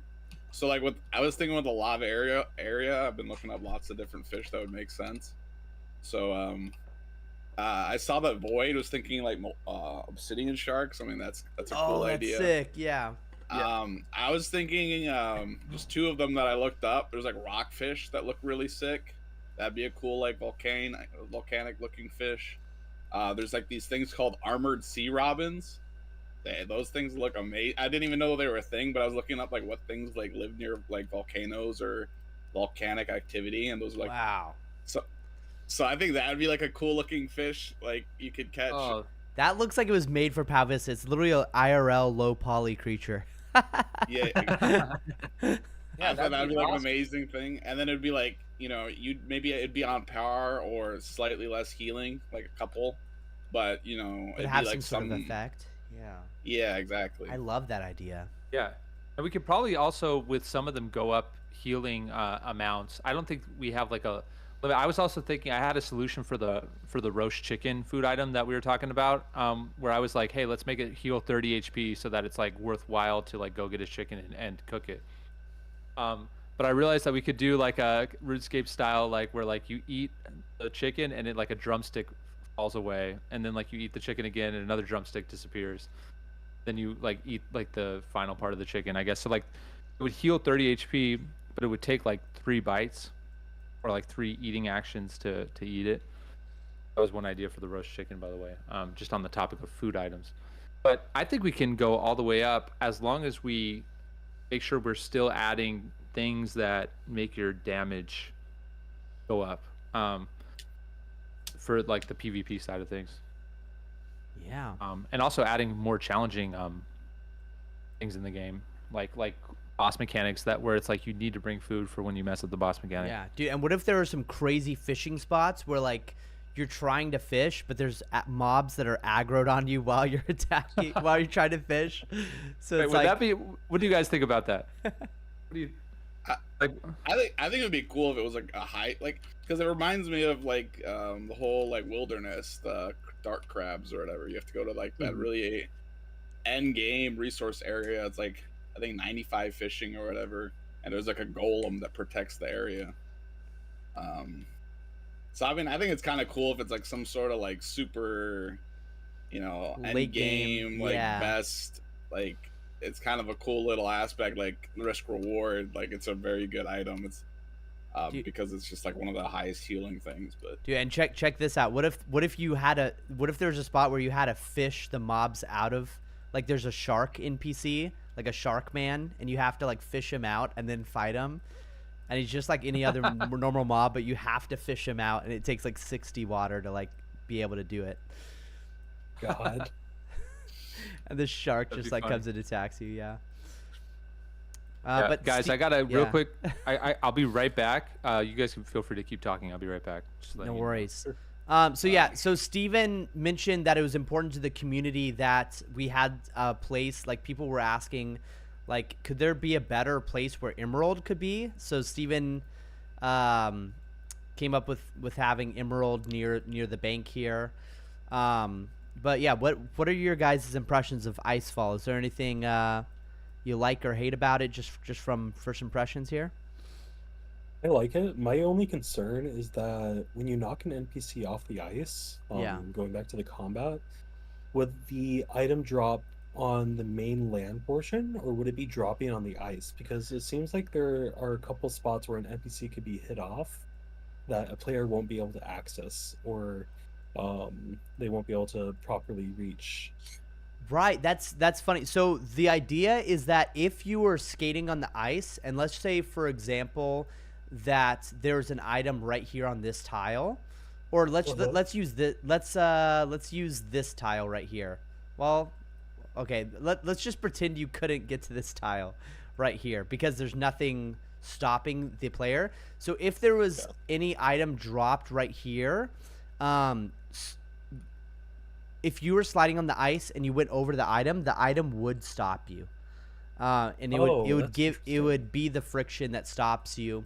And I forgot which game does that, but it's basically the same as if there was a walkable tile here. The item would just kind of like make it into a walkable tile, if that makes sense. And it's the same mechanic that, have you ever been skating in Pow Vista? And then we could just use this as an example. If you're skating in Pow Vista and then you come across like an item, then your player just stops skating on the item. That's how it would work. Gotcha. Yeah, so hopefully that wouldn't happen at all. But if it does, hopefully I think PALs are immune to the ice, so they'd be able to loot it if there was like a shiny item that you couldn't get to. That would be rough. That would be so rough if there's like a shiny item in an ice spot. But yeah. I believe players you would land on it. Yeah. Yeah. Which actually would break the puzzle. It's a way to hack the puzzle. Maybe there'll be some puzzles. But I feel like that's kind of a cool. I feel like anyone who can do that is like deserving of like hacking the puzzle. You know what I mean? Yeah. It's like the harder way to do the puzzle than just doing the actual puzzle. Right. Which, by the way, Phil, one of our beta testers was like, I tried for 20 minutes to do the ice puzzle. Isn't it possible? Isn't it possible? I really don't think it's that Let me try hard. But then again, I watched you make it. So okay, then you come down here, you hit this one. Let's make the wiki guide right now for it. Then you hit that one, then you hit that one, then you hit that one. Maybe, was it that they were still invisible? Remember that time when it was invisible? Were, yeah, the rocks were invisible. So I guess that... Right, that will F you up. Yeah. That's the thing. Yeah. But that was my only concern when it comes to Icefall, is just how you would be able to get those items that are impossible to grab, pretty much. Steven, I'm curious, do you want to talk about the Guardians? Yes. By the way, I just had an idea. What if the items themselves slide on the ice? But anyway. Oh, that'd be. What if it was like the Windows thing that pops around the screen, it like floats around. It's just like constantly floating. You're just waiting for it to land. You see it do a kickflip. It's like, how's that working? What is going on? You unlock the item character skin where like you get to play prop hunt. Anyway. Yeah. Oh, and Techno, did you have any last? The Guardians. Do you have anything else, Techno? Yeah, there was one thing, but Techno, we gotta hear it. No. I was gonna. Well, okay. The last thing. Do you remember the Ratatouille thing that I was mentioning the other night? Yes, you gotta share that, bro. I want to hear this. I gotta hear this. So I was talking with Alex Yogos, another player, and I was just joking around. I was like, because people are like asking for other ways for pals to learn things. Like there's, you can only really learn 4 skills. Well, I guess, and the combats. So I was joking around. It'd be funny if, in Ratatouille you have the little rat on your head. That like for your pal, instead of your pal just pulling out food to cook, he'd hop on your head if you put him in cook mode. And then any food you make, he'd maybe like help the success rate by like a certain %, but then he would get, a majority or like half the XP. So it's like a way of him helping you out, but also leveling up his fire as well. It reminds me of like Master Yoda on Luke Skywalker's shoulders. Like that's what it makes me think of. I think it would look sick. I wonder, like, I guess it would be a slight technical challenge to make that look not ridiculous, but honestly, we could like mock it up, like like Photoshop and just see what it would look like first. I love the idea just because it's just like that would be like a moment where someone's playing the game and they're like, okay, this game's sick. You know what I mean? Like this game, is willing to like do cool things that you know what I Like mean? it breaks the unexpected. Like there's no way Right. that pal's gonna get on my head, you know? Like, Yeah. So. But it also makes so much logical sense for some reason. You know what I mean? Because it's like the pal is getting XP because the pal is the one doing the work. You know, everyone knows Ratatouille. I love that idea. Amazing idea.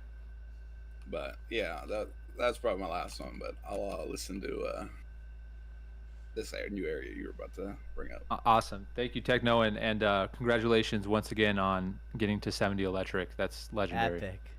For real. Thank you. Yeah. Yeah, All right, so Tenoshi, go ahead. So this is the Fire Guardian. So Steven came up with this idea where, you know, how could we reward players who dedicated their time to like a specific skill and were able to get to the legendary level 100, which we have one player. Is it Zoid? Yeah, Zoid is level 100 death. Level 100 death. And, you know, that's the last level. You know, there's nothing higher than that. So that's the peak achievement. So Steven was wondering, what could we do to reward that player? And the idea here is that there'd be this legendary guardian for each skill where, and these are just like the very first mock-ups of what the guardian arenas would look like. So for every skill, when you reach level 100, nature or death or fire, there's this boss arena that you can access somehow in the world where you can fight this this guardian, which, you know, has its own hoodie set, pal set, everything, shiny variations. And yeah, Steven, is there anything else like to share about this? No, I think that's pretty clear. I think Yeah.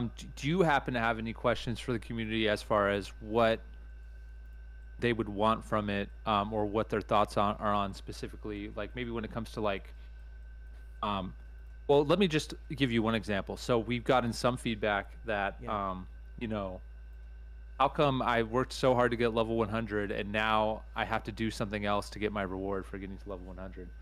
You know what I mean? Should we give them a free Water Guardian hoodie just as a, you know, and a free Water Guardian board I just for think getting level 100 water? I really would consider, as the developer of Pow Vista, Steven, I would consider creating skill capes, because that would be sick. Just like Like a separate Zoid, thing from the Guardian. Like that's separate. That's immediate, and you can only enter the dungeon Yeah. if you're wearing your specific skill cape that is associated Oh, with the Guardian. so smart. So you have to go in with the little water cape or the death cape like Zoid, and like you skate in and you're like, oh crap, here I am, and then this thing freaking one shots you because it's so strong. Like it's so It takes your strong, cape it's and you have ridiculous. to buy it back. No. You like, no, the animation is like he picks you up like a Rancor and like rips your cape off. It says like, you are unworthy, and he throws you out. And then you get thrown out and you're back at level 1. You're back at 0 experience. You're like back in your player house, completely white. Next step is No. the binary limit. Oh my gosh, no, but skill capes I think is the answer, just like RuneScape. I don't know if it's a little too on the nose, but I think having the skill capes would be awesome, and it could be a sort of key item that you cannot lose. And you know, if you're going the guild route or whatever, I think it would be cool that you have to be wearing the specific cape to get into the Guardian arena. Such a good And then idea. this guy freaking For walks sure. off his pedestal and like starts killing you. And it should be such a tough boss fight, that like you can maybe do 2 of them before having to back and like get more resources, you know, because right now in Pow for like Vista, Nolly and stuff, right? right. Yeah, Yeah, we could have certain things that make it so it's like Nolly, you Right. know, like maybe certain of its fate. Like for starters, I think it's gonna be like you can just Nolly to like kill it basically. Yeah. But I think when we add boss mechanics, which we want to do very soon, there should be, you know, skill checks. And by skill check, I don't mean like skill level check. I mean like there should be things that you can require dodge. skill to move out of the way, otherwise you die. Right. Yeah. And like Kind of things like to the boss ideas we were talking about before with like Cable Gast, and then the ones I pitched Yes. for Embermaw and Paladin. And should we share the cable gas Absolutely. area? Sure, yeah. Now that We one, just- Just this? we definitely need to change. We're gonna be changing this, I think. Yeah. It's a little not um, enough room for an actual boss fight. Probably. Yeah, but- because it's gonna be so easy to get him stuck. Right. And just have your pal kill him. which I mean that's not. I mean you can already get any NPC stuck and have your Val kill them, so that's not really the main point. Yeah. But no. If you zoom in on that, I think. Okay, like let me, because March has a really clear idea in his head of what the arena should look like. What if I just ask March, can you like give feedback on this? And I have my own way I would go about giving feedback, but I'm just curious what March would think. So I think like I like the little detail of the plus and minus symbol. I think those should be like graded so that they're not holes. I didn't even see that. That's cool. It's like a little detail I noticed right off the bat, but like having a little grate on there just so then players can ride over it, similar to like a vent. Yes. Just so Yeah. then there's some form of protection right there, and then you can't knock the boss into that spot by accident or anything. I think for now this arena would work. Maybe have it 2 tiles wider on the top and bottom. I'd say Yeah. the middle is fine because having it 2 tiles wider would give more space for players to potentially not get the boss stuck unless they're using the safe spot method. Yeah. Simply because there's not a lot of space to begin with. Yeah. I think we should compare the Ember Maw and the Paladin boss rooms Yeah. for like size of like how much space Right. minimum there should be. I think there needs to be kind of a big floor, especially if we want to do now then again, of course we could be like do something new with this one. Yeah. But I think personally I just like having a like more space, feels less claustrophobic, like you're like it's just a different feeling fighting like, you know, a dragon in a big cavern versus fighting a dragon when you're kind of like in these tight hallways, kind of like a Slytherin. I'm thinking of like Right, the basilisk. Chamber of Secrets. Yeah. You know, like think of Chamber of Secrets. Like, my favorite part of that battle in that movie is when they're like in the main room Right. versus like when he's like just like kind of In this tunnel. you know going around. Another idea is like kind of like when Luke fights Darth Vader in The Empire Strikes Back.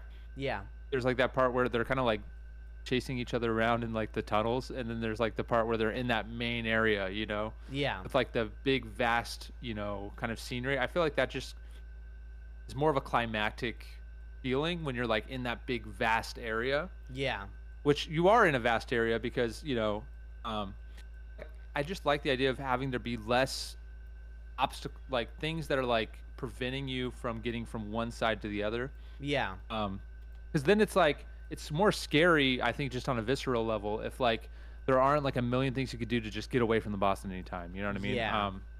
And even if like, okay, yeah, technically in any boss fight you can just run away, you know, but there's just something I think like intuitive about like it's just me and this boss in this like open area and it's like gonna be a fair fight right now. Yeah. Basically, I don't know, but that's just like my first opinion on it.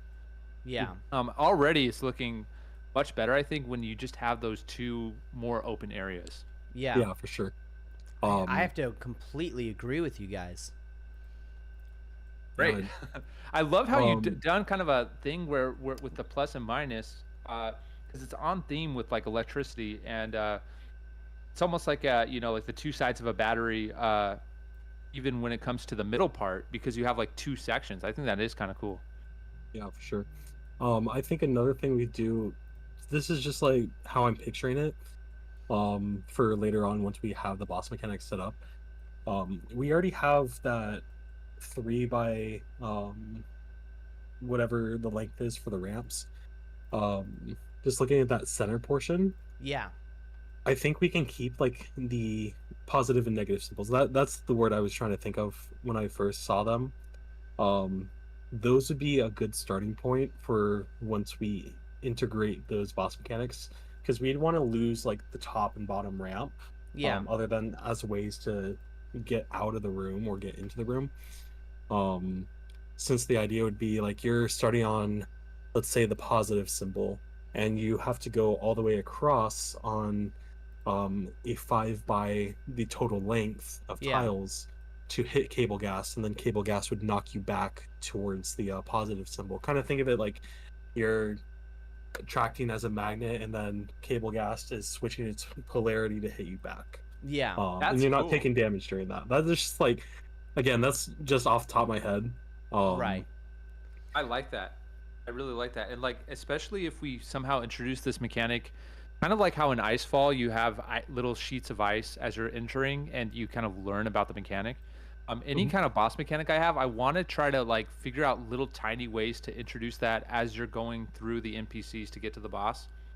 So, like we could have something like that on the other floors of the power plant to kind of introduce the player. So when they get to the boss fight, it's clear like, oh, this is what's happening. You know what I mean? I'm getting, you know, whatever we end up doing when it comes to the mechanics. You just need like the primary thing is that we just need clarity. You know, like you don't want to like go in there and die and not know why you died. Basically. Right.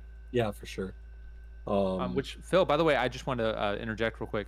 What if those middle ramps were also thicker?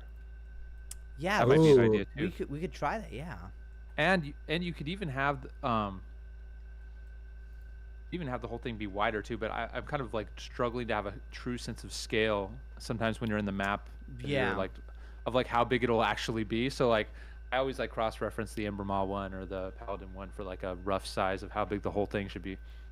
I feel like the platforms as they were, like the positive and negative symbol, those were fine the way they were. It's just like the other portion of it that could extend out. That's a good point. You could also have the smaller symbol within the bigger area, but yeah, this is like map design by committee at this point. Yeah, right. We're like stuck in what do you call it? What's the what's the word for like a bureaucracy? It's like we have like a bureaucracy that's like holding up our map editing. Dude, imagine if like imagine if your chat like had really strong opinions on your map editing and they were like always telling you, you know, stop. They do. Yeah, but just for this, for example, this is feeling a lot already larger. Looking much beefier. Yes, a lot beefier is right. Yeah. And you want beefy when it comes to boss, I feel like, because like you've built up to this moment. You've already gone on all the little thin walkways leading up to this, and now you get to go to the big beefy walkways. Right. Like a walkway progression within Pow Vista. So, yeah. That's awesome. I love it, dude. Yeah, and then Steven, do you have anything to say about Gang Wars? Yeah, let's talk about Gang Wars. So I'm so excited for Gang Wars. I don't know how successful it's going to be. I don't know how much people even want something like this. But I just know that me and Phil could play this thing for hours, like like in my opinion, and I think it would be super cool. I think technically the only problem right now is that it might not be fun in like a 1v1 setting if there aren't bots on each team. Exactly. Yeah. To help you. And by the way, just to give you a brief overview of Gang Wars, what Gang Wars is, I mean, the easiest way, like if I had 1 second before, you know, like the police took me away to jail to like tell you what Gang Wars was, it would be Star Wars Battlefront 2 2005 game mode in Pow Vista. Yeah, this is what people have been seeing from the Tory Warriors. By the way, I moved that. Thugs. I moved that out of the way. Oh, you did? Okay, good. So like we were gonna add a thing where, you know, like a big black wall or something to make it so you can't see it, but I decided since we haven't even put anything in that pit yet, I just like moved the pit out of the way. Nice. Where like you can't see it. Because it makes Tory basement look so ugly right now.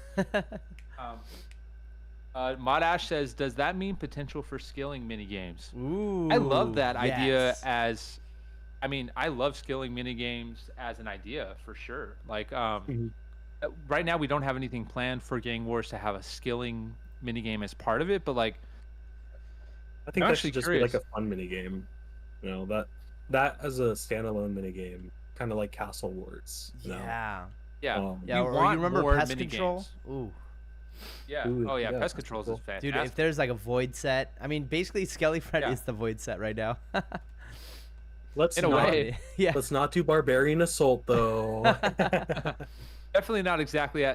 So like we want to find the most fun things. Yeah. If we're gonna borrow mechanics from other games, we want to obviously focus on the fun ones. Yeah. And I'm gonna mention something Techno's brought up a few times, like the spicy stews mechanic from RuneScape, and I was like telling him how I had like horrible memories of the spicy stew mechanic. But then he was like, actually, I think it's kind of cool because it's like it's like an RNG based skill boost, and like if you want a certain skill boost, you can do it. It's just going to be a huge time sink, and like it's a trade-off type thing. Yeah. Like, but the point is, there's so many. We have the huge benefit of building this game in 2025 and not in like the year 2000. Right. So like we've seen all these 25 years of like incredible games do awesome things. Yeah. And so we can borrow all the best things from them. So we want to do that as much as possible, and then also look out for ways that we can innovate on new games as well, or like new little twists on the games. Yeah, I'm curious, Steven, have you gone down the rabbit hole any further of the idea of berries inside of Pow Vista? Yes, dude, we can just I don't know, if Techno's still here, I don't want to put you on the spot, Techno, but I would love if you want to raise your hand and just come up and talk about the poison skill. I think that would be super awesome to have you as part of this discussion, because Techno is really the mind, and by the way, welcome Techno to the stage here. He's the mind behind the poison skill. I mean, it was like a dark night in San Diego, middle of the night. I just see Techno chilling in the voice chat like he always is. I don't know if he was asleep or not, and if I woke him up when I went in. But it was this like one of these nights where I go in, and like I think there were a couple other people there too, and like he shared the initial idea for the poison skill. And so real quick, just to answer your specific question, Tenoshi, about berries, like we want to have like ingredients for this poison skill, which Techno's going to explain a little bit about, be able to be grown through the farming stuff, which by the way, March is kind of like the mind behind farming. That will be a kind of expansion to the nature skill. And this is like, and I hope I'm answering your question, Tenoshi/Phil, because Yes.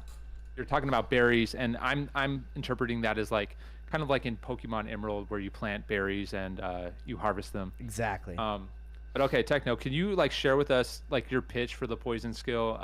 Because you just say it so well. Yeah. So I was like thinking, I wanted some sort of like, potion mechanic in this game, but like to me, like I've seen a couple people recommending it. But I was like, that doesn't really like fit in my head. Like it's a skateboard MMO, right? So like when I think of skateboarders growing up, it's like you got an energy drink, they got the monster in their hand. Yeah. Right? So like whenever I was drinking like energy drinks growing up, I was always told it's poison for your body. Like this will kill you, right? So I was like, it's like a kind of funny like play on words, like, oh, it's poison for your body. It'd be funny if like you made energy drinks as like the poison skill. And like the big like, I guess the way it would work kind of is like when you drink it, you'd have some sort of like negative mechanic or effect on yourself, but your like trade-off is like you're getting some really cool positive effect. Yeah. Just like real life energy drinks. Right, exactly. It's like, You should have like, kidney stones. Kidney stone. Your guy like should stat. start like walking at like 1 mile per hour, and it's like the damage is just stacking up, and you have to like go to a doctor to have them remove the stone. Yeah, this reminds me of drinking beer or ales in RuneScape, where your accuracy goes down but your strength goes up. Right, where they get like little mini boosts. And Exactly. Stuff. Like, yeah. Lizard Kicker gives like a little range boost, but you lose out on others. Yeah. Yeah. And Techno could share. It goes even deeper than this when it comes to not just basic stat boosts and stat lowerings of stats or stat debuffs.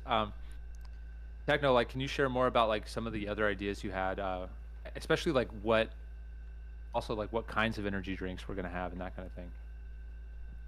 Yeah, I think like to me, I think this is just like the coolest one, so I'll share it first. And like thematically, I think it fits to a T. So like how Skelly Friend exists in the game. Yes. I don't know if you've ever actually gone up to him and like seen his HP bar, but how he only has 1 HP. Yeah. The cool thing in my head is like it'd be funny if with Skelly Friend like there's an energy drink. So when you consume it, let's say you take 10 damage. You take 10 damage, but the next time you take fatal damage, you would instead survive with 1 HP. Oh, And yeah. So the cool thing would be like the way to like show off that you have that on you. It's like, you know how he's cursed? You'd have like the cursed effects on you because you consume the curse from the energy drink. Right. So Dude, then that's the an awesome curse would idea. go away once you like die. So like then you'd like, oh, like you die but you didn't die, right? So Yeah. you came back with 1 HP. So I thought that was like such like thematically Yeah, I love like that. perfect. Like this is Skelly Friend. This is the death task. Like you're dying, you know, but you're alive.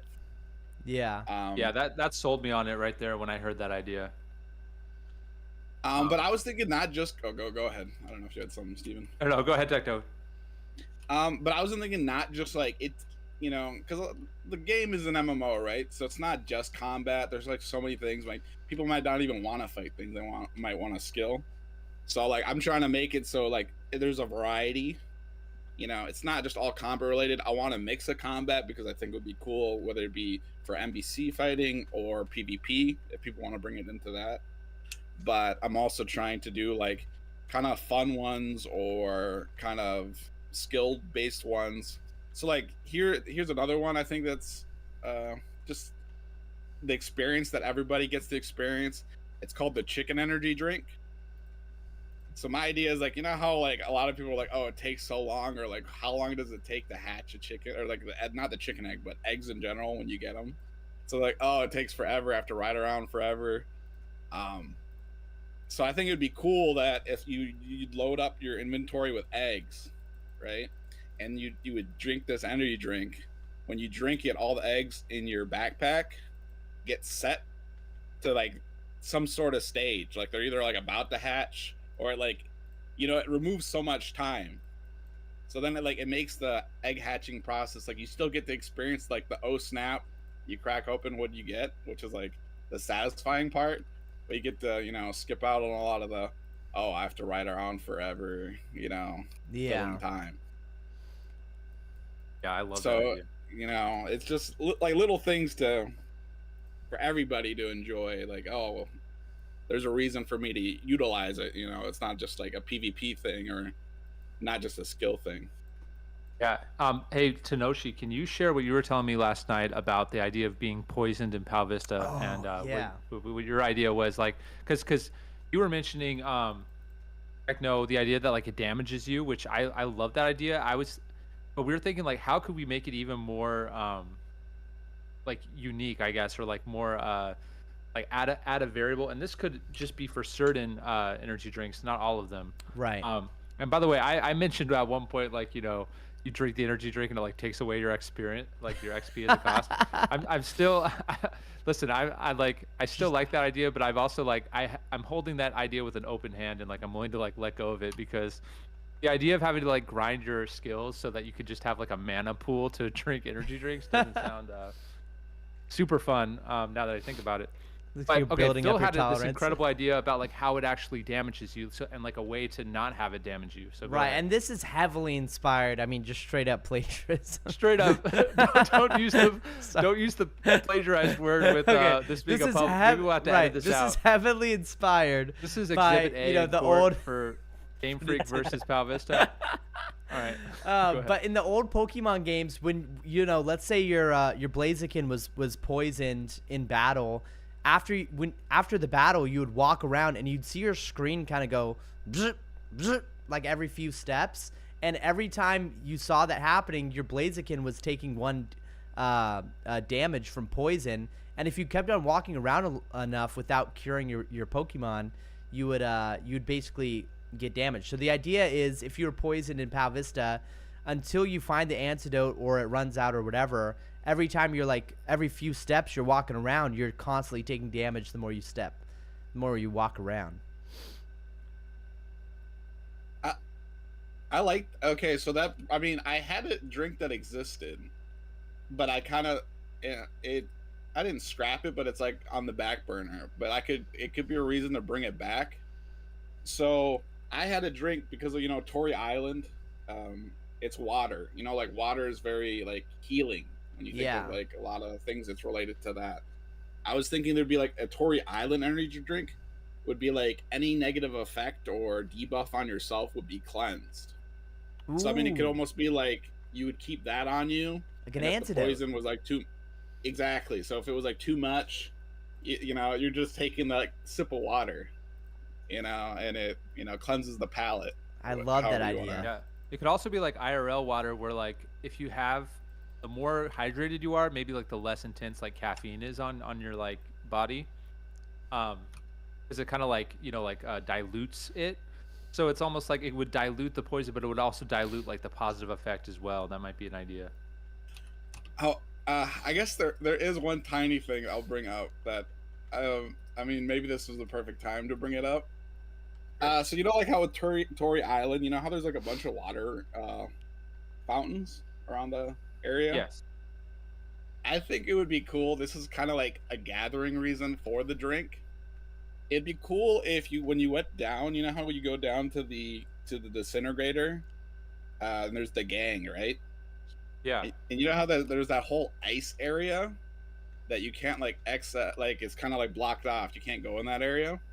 It'd be cool if there was like this would be tying into lore too, of the Tory people. It's just funny to me. It's like, it'd be cool if there was like a path that you have to walk like a straight line, or it's like a 2x2 for like 30 blocks or 20 blocks or whatever that magic number is, and there's a fountain at the end of it, and it's like the holy, like sacred Tory water that, like, this is why the Tory people have been there for so long. And this would be like cool. one of the reasons, like, you would collect this water to put in the drinks to make the Tory, you know, to make these drinks. It was one of the ingredients. Oh, that's a great idea. Absolutely great idea. That's so And then funny it you would tie mentioned into that. lore-wise, you know. Go ahead, sorry. Techno, it's so funny you mentioned like the long, like, you know, basically long path you have to skate and stuff. Because I was watching Dragon Ball Z the other day, and I remembered, did you ever watch Dragon Ball Z with the snake way, that Goku has to like travel literally thousands of miles on this like little like straightaway, and then eventually at the end there's like this planet with the master at the end. I don't know if you're and basically what if in Pow Vista there's just like this giant staircase or something that you just have to walk up that literally just goes on forever until the end, where there's maybe like a waypoint you could activate or something, and then there's, you know, some sort of thing. I don't know if it's like people who live in the clouds or what, but that'd be sick. That would be a cool like region or expansion area. Right. Like, oh, you just like wander. We definitely upon, need a like, the cloud clouds. city, like some kind of Bespin cloud city at some point. Oh, I would love With, like, that. Yeah, aliens like, and angels maybe an and air stuff. skill to go along with it or Dude, something. yeah. Yeah. Hey, I wanted to say real quick, when it comes to coming up with energy drinks, Techno, is that maybe something that could also have something that uses like the oil from the oil creek. That might be cool. Like, Ooh. Yes. you know, like you know when like people drink certain energy drinks, is like, oh, that tastes like you know, like motor oil. Yeah. Yeah, like I don't know what the effect would be, but it's just like an idea to have that as like one of the ingredients. But I love that. I love the idea of like different, like almost like liquid bases for the drinks. And then are you still thinking that like using smithing to make the cans is the move? And should that be like with a mold, kind of like how you make cannonballs in RuneScape, or should it be you smith them on the anvil? I mean, I kind of like it. Like, I feel like you said, I want to bring this in too. There should be a vending machine, you know, like each, like, it gets added. It's like the starter area. Maybe there's a vending machine by, you know, Tory or Rancho. And it's like, you can get lower tier drinks. And then it's like, once you go to like the city or a different area, it'd be like higher tier drinks. Right.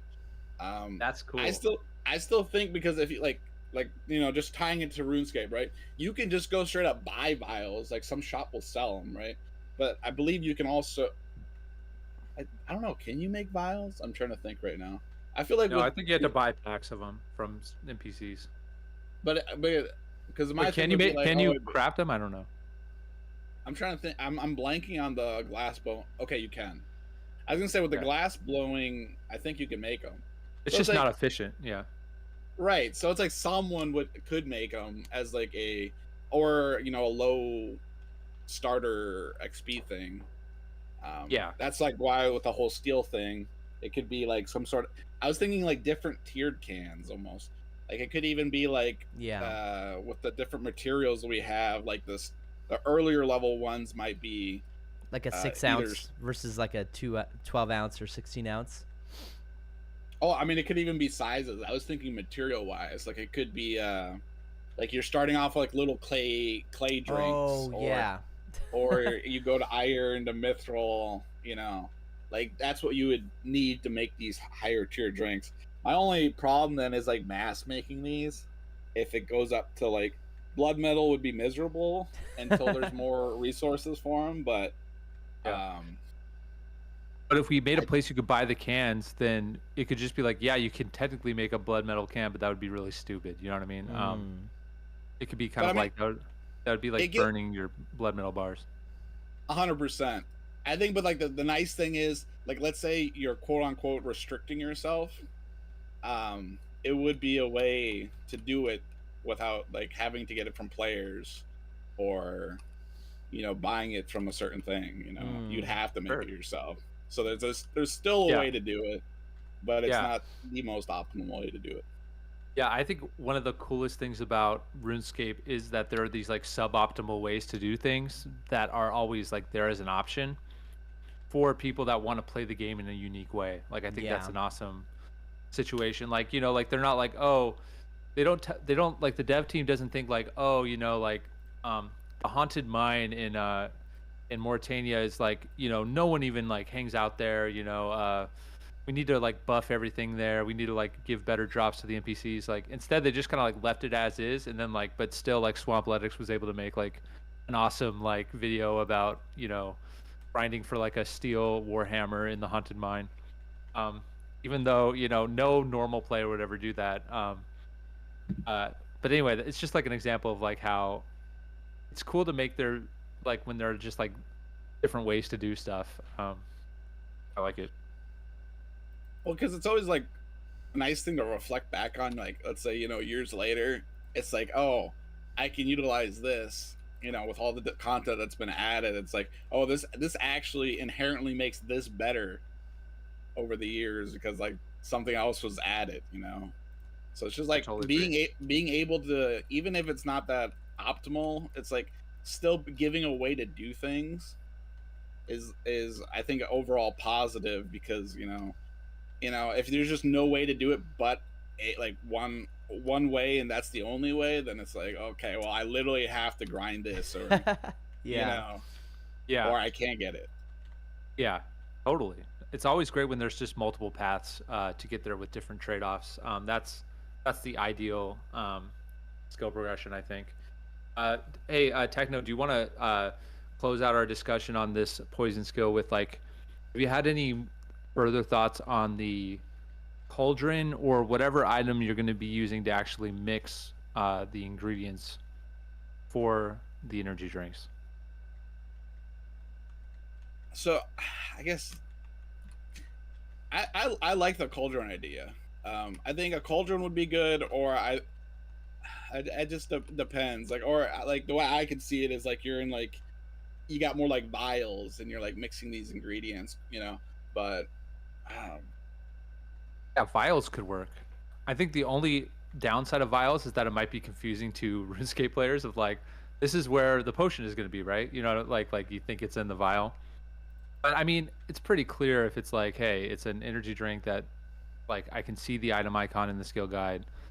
Then a can. I'm just kind of like talking as I'm thinking, by the way. That's why I just contradicted myself. But yeah, like what do you like more at this point? And by the way, like I should actually ask like Tenoshi March, do you guys have thoughts on this? I think it's genius. I personally don't have any thoughts. I like how Techno's like kind of coming up with everything, and then you're also coming up with ideas for it. I feel like I wouldn't want to take away from the initial prospect of it, you know. So I don't really have any of my own thoughts about the skill and what for it. I think leaning into the energy drinks being the poison skill is just so perfect. It's just like it's so funny. I think it will get a good laugh from like anybody who like because it is totally in that culture. You go to a skate park and everybody has either a beer or like an energy drink in their hand, and they're like poisoning themselves as they like smoke and drink, you know. So that being the poison skill is genius. I was just thinking, I was thinking like, oh, Monster Energy drinks, that's like Yeah. always like in my head when I'm thinking people at the skate park. But Right. it could even be like a cocktail maker or like some sort of like machine that like you would attach the ingredients and then it would be making these, like you would hook up the cans to it and it Yeah. would like fill up the cans once you Yeah. have all the ingredients. Yeah. Oh man, this is reminding me of Schedule 1, the game where Love Schedule 1. Yeah. actually I don't know that much about it, but you know how like you have like big shelves of resources and like the people who work for you are like taking things, you have to like make sure you top up the resources to make sure production continues. Yeah. I don't know, making me think of like, imagine like you're like in like some kind of factory where there's big tubs Like a of brewery. resources and you have to like load them up with, like this one needs to be loaded up with like Pori Village holy water, this one needs to be loaded up with whatever herb that you grow with a farming skill, and then like I don't know, but at the same time, maybe that's not the best idea. But let me read you guys a comment from the last Q&A, just to echo what Tenoshi just said. This is what someone named True Full Send Gaming 8268 said. Poison equal energy drinks is gold. Laughing emoji. So you can obviously tell that it's a hit with people who hear it. So Yeah. incredible idea, Techno, and like I'm so excited. We'll figure out the cauldron situation or vials or whatever machine later, but this is definitely going to be part of the game, and I'm very excited to see where we go with it. So thanks so much for contributing that idea and working on so many ideas related to it. Appreciate it. Of course. Thank you. Yeah. Sure. I'm really excited for the progression and development of it. Yeah. Well, hey, we're getting here to the end of the Q&A, and I just wanted to ask March or Tenoshi, do you guys have any last discussion questions you want to bring up that are coming to mind, or do you feel like we're ready to wrap this thing up? There was like someone did kind of or they were curious about farming, so I wanted to explain that real fast. Yes. Oh, take having all your one. time, dude. I've honestly got time, and Techno, if you want, you can stick around, or you can go back to the audience. No pressure either way. And March, go ahead, dude. Take your time. I've got all For day. sure. And at the same time, I'm gonna load up Blender because I'd love to show it off, since a lot of the details are gonna be connected to that. So farming is gonna be that expansion in nature, like Steven mentioned before. What that would look like is that you get seed types that you can purchase from either an NPC shop or gather on your own. Not 100% sure. Let me share my screen now because I just finished pulling up at least what the planter box is like. This is just like a temporary design for it. So you interact with these little plots in a sense. So they're split up in 3 different sections. So you can see you have plot 1, 2, and 3. Not in that exact order. And you would plant the seed that you purchase into the planter. And then in order to get more resources from it, what you'd want to do is come back and water it. So the growth time would be about an hour each, no matter the tier of plant. They're not going to have any diseases like in old school RuneScape. They're not going to die automatically. They're going to be persistent. So you have your seedling that you plant. That's going to be stage 1. When you water that and it goes into its sprout, and then you water that again in that same stage, and then it will become its more mature form. So if I pull up another project real fast, that's going to be not this one here, this one. Oh, So- beautiful. So you have, like, this is going to be focusing on potatoes to begin. So you have the potato seed that you plant, and then this is going to be the sprout stage. And then you have the or the seedling stage and then the sprout stage, and you can see the potatoes kind of like blended in, or it's that same progression in a sense. So completely off. This is the sprout. I had to think about it because originally that box is supposed to be invisible. When you plant the seed, the box will appear, and then when you water it, and it gets to the next stage, then this appears, and then once it's mature, you have this. Once the plant is mature and everything, and you harvest it, depending on if you went back and watered it properly, it can range from 1 to 3 of the crop. So in this case, looking at the potato plant, you would get a potato. And from there, you would use them for multiple systems. So something we talked about before was using it as an ingredient for the poison skill. I think I was talking with you and Techno about it, Steven.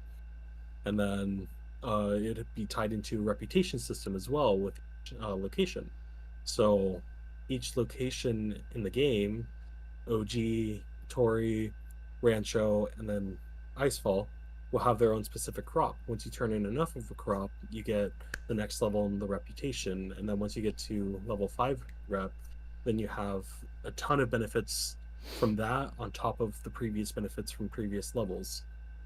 So with OG Island, for example, its level 5 would be very reduced cost, if not free potato seeds. And then a couple other things as well. I don't remember exactly everything off the top of my head right now. Yeah, one idea was to be able to purchase items as bank cards, right? Like imagine like in Rancho Bamba, purchasing ores as bank cards. Yes, that was the level 5. That's what it was. Thank you, Steven. Yeah. And then going back even to the idea of how shiny boards, like this shiny standard skateboard or lava board or anything, those could be tied into the reputation system as well. So once you get level 5, then you can purchase the shiny variants for like maybe 10 times the cost of the current item. So it'd be like, it's what, 2K for a board? It'd be like 20K and then 100K for the hoodie. That's just like really just popping that off the top of my head for item costs. But yeah, each location would have that, and then you could also sell the crops for profit. So let's say like you buy a seed for 3 gold, and this is just like a simple number. And you grow it, and then you get a single potato, then you can sell that for maybe 5 gold. So you have like a 2 gold profit. Once you go back and water it, then you have a much larger profit on top of that. So depending on if you're being active in growing the crop and making sure that you're getting the more resources of it, you can get your reputation up faster, you can sell it for more gold, or you can have more resources set off to the side for the poison skill, if we were to use them for the poison skill. Currently, my main idea is just the gold's profit and then the reputation system. Basically think of like the rep system for Korend before they removed it, where you have the 5 different locations and then you have to complete all the tasks. Rather than having X amount of tasks, you have potatoes to sell, you have seaweed to sell, you have mushrooms to sell, so on and so forth. And then on top of that, you'd be able to get tree seeds via nature. So you would be able to chop down trees and have a very low chance, not like 1 in 10,000 chance, but like maybe 1 in 100, akin to a pal egg, to get a tree seed. And then you can plant those tree seeds within a tree plot somewhere within the world. So you can have like a molten tree over in OG, Tori, Rancho, just so then you can have that resource available. Then they have their own respawn times.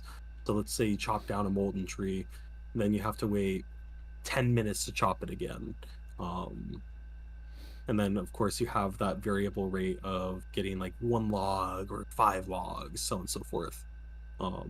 So you could have it persistent in the world, exclusive to you, not to any other players. So it'd be like an instance resource, kind of like how it is in old school RuneScape, where farming is just instance per player, but having that resource available everywhere.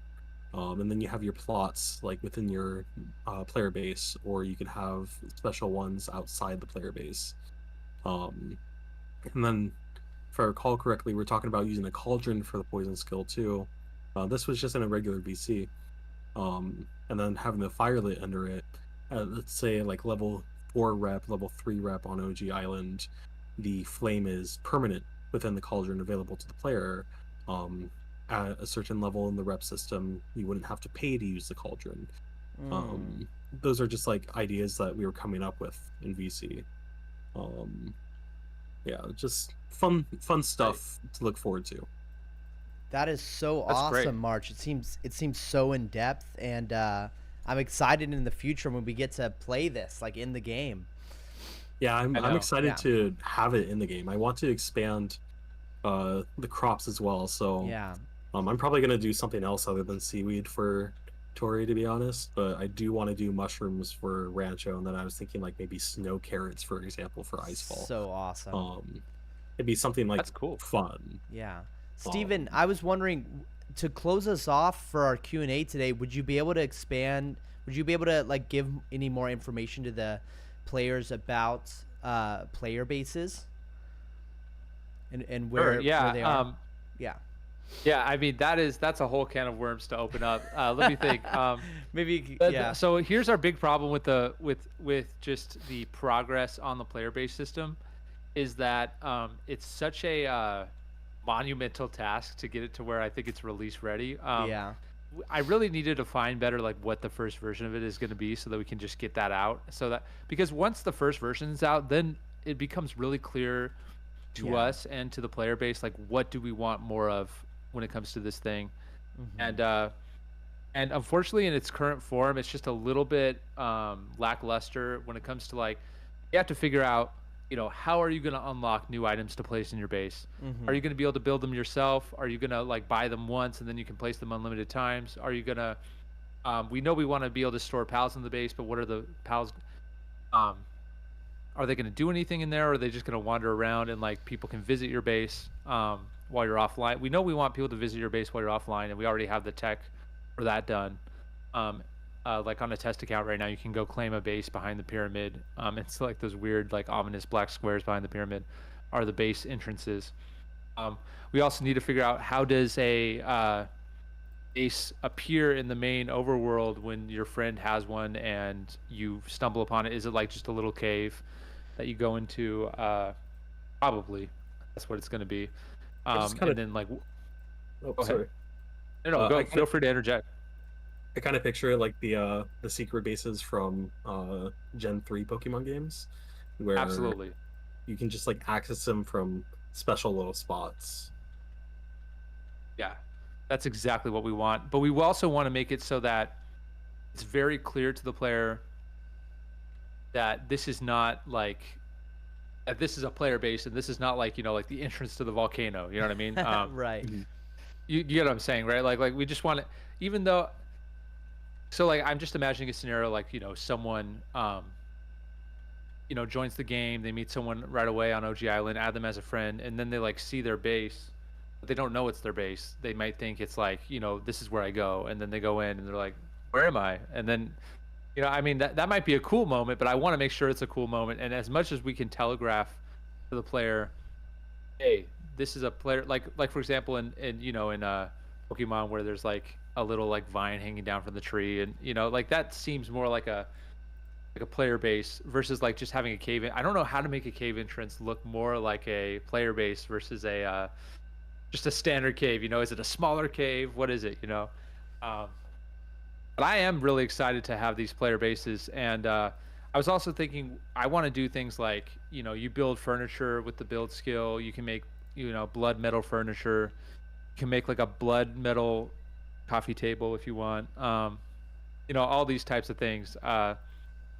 I think building furniture is going to be super cool, but I also don't want it to be like, I want to make sure it's fun and make sure it's worthwhile to do.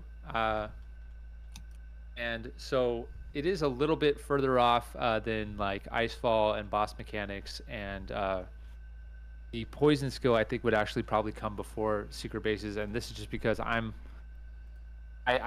know that like the poison skill is like more achievable but like in parallel we're working on player bases and coming up with ideas for those things. And I'm actually want to just shout out to everyone listening to this, especially if you're on YouTube later on listening to this. If you have an idea for this, I want you to come into the Pow Vista Discord and share it, because like since this recent wave of players, it's become very obvious that like having a hive mind of people thinking about cool ideas for the game is like, that's the path towards like coming up with really cool stuff. I love coming up with ideas on my end too and contributing, but like there's nothing like having this hive mind where we're all, you know, spending Right. portions of our day thinking about, you know, oh, that'd be sick putting in Pow Vista. And it helps just create a bigger landscape of things to choose from. And it helps weed out the things that, you know, are just kind of like, oh, we're just doing this because, you know, we don't know what to do, so we're going to pick this thing and do it. You know, instead it's like, oh, this is going to be so amazing when this releases and is in the game. Yeah, I think we have an amazing problem on our hands, which is there's so many incredible ideas to add to Pow Vista, and we just don't have we can only do so much right now, but it's a great problem to not just, you know, be mindlessly, you know, adding things that aren't, you know, insanely desired by the community. Totally. And what's cool is because we have you know, everyone here in the community is like so kind of like tight knit and like like everyone feels like they can give honest feedback. It'll help us, you know, let's say we add something and it's like, hey, like keeping my cauldron lit to like add ingredients is like not fun. Like someone can just say that and we can, you know, figure out a way to rebalance that, you know. So, you know, that those kinds of things are really great, and I really appreciate everyone here watching this Q&A, and Techno, I appreciate you for coming on the Q&A and sharing your honest thoughts, and Barch, you as well, and Tenoshi, thank you so much for being part of this Q&A. This has been a great time. For sure, it's always a pleasure to be able to help out and everything. Yeah, I mean, I've just been really enjoying it, you know, the game. So I obviously want it to succeed. So I just want to see where I can help, you know. Awesome. Well, thank you again. With that, I guess we'll wrap up here. That's been the quickest 2 hours and 15 minutes of my life. For sure. Thank you guys. Thank you everyone for being here. We will go ahead and end the event now, and see you all in Pow Vista. Thank you so much for watching. Peace out. Thank you. Take care, everyone. See ya. All right. That was awesome. Wow, everyone left so quickly. Dang, guys, that was a great Q&A. It makes me want to work on Pow Vista right now. We definitely have a lot more work to do on those guardians that we were showing off. You know, Steven and I were actually talking, and oh, Steven's calling into the show right now. Hey, Steven, you're live on stream. Absolutely. I just wanted to say great Q&A, Phil. Thank you so much for being part of it, dude. I really appreciated it. Of course, bro. Yeah, dude. So much fun. So much fun. Yeah. I'm just so pumped for all the things that we're going to add. And also, it's cool to have this stuff on YouTube for people to listen to while they're playing the game and stuff, and kind of dream big about what's next. And maybe, like, if some genius idea comes to their mind, like poison skill with energy drinks, they can like share it with everyone. Dude, it's such a W idea, dude. Techno's a genius, man. It's those shower thoughts. I think going back to the hive mind thing, it's like somebody's just gonna have a passing thought that is just like a W idea, you know? Totally, 100%. And we've already gotten so many of them, which is great. And the quality of like the stuff we're working on is going up as a result. So it's awesome. Yeah, I'm gonna be working on these guardians for probably for like an hour or so until dinner. Cool. So feel free to call me on Discord or anything like that if you wanna step in to help me out. But I'm gonna probably change around like the nature guardian to have the Torii village vibe, the Wildering forest vibe, and then the electric to have the power plant vibe, stuff like that. Sounds good. Sounds good. Also, I just wanted to say, feel free to lean away from those if it feels like you need to, just because we might end up having like, you know, like for example, like the fog tunnels are also going to be a water area, for example. Yeah. So it's like you could lean away into like this is a different type of water place, if you want to. But you can also, dude, I trust your judgment on this. Like, if it looks good, that's all that matters. And I'm just excited to get these things into the game, even if they're like, you know, no one can get them. It's just the fact that they're there is like a thing that you can do. Yeah. It's just going to be awesome. And I'll get to, I didn't get a chance to say this on the stream, but your idea for those level 100, you said skill Skill capes, but I'm capes. thinking like you do level 100 hoodie. Oh yeah. And like I'm thinking of like the 100 emoji with the underlines. Like that could be like the symbol that's on like the board and like on the back of the hoodie. Kind of like a 100 with like an underline. And it could be, or even almost like a jersey. You know, like a jersey has like a big number on the back. Yeah. It could be like that, but like with 100 on the back. And I don't know. That's just one idea I had for it. But let me know if you have any other ideas. For sure. But Yeah. that can be like you said, like the ticket that gets you into the Guardians. Right. That's gonna be awesome. All right, and dude, I'm gonna be working on getting Iceball ready with all the objects properly loaded in and knockback events, etc. And also getting Gang Wars ready for more testing. In the meanwhile, dude, just feel free to call me on Discord if you need any help with it, like if anything comes up. Awesome. Thank you, bro. I'm so stoked to see those penguins, man. Oh yeah, dude, the penguins are gonna be great. I'm glad you like that one. Okay. Yeah. I'll All right. see you Love you, soon, bro. Love you too, bro. See you. Bye. Awesome. Wow, it is a hot day in San Diego here. It is July 5th. Wow. I'm starting to sweat from how hot it is. Okay, I think a good place to start are these two right here. I mean, I guess I should make the mountain. Yeah, real quick, you know, before we even get started on this stuff, I think what we should do is create this this fire guardian guy to be a mountain guardian material. So mountain or earth guardian material. And then did we already create the earth? I don't think we have we? Oh, it says mountain guardian, but I'm going to switch it over to earth guardian. Earth guardian. And I can open this up. Earth guardian. Where do I have to go? Back one? No. Water guardian, earth guardian. Perfect. And then we just got to open this up in like freaking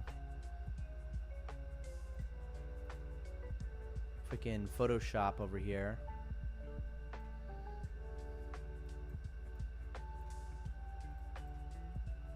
Let's go ahead and, you know what? I think I like having Photoshop open just like loosely.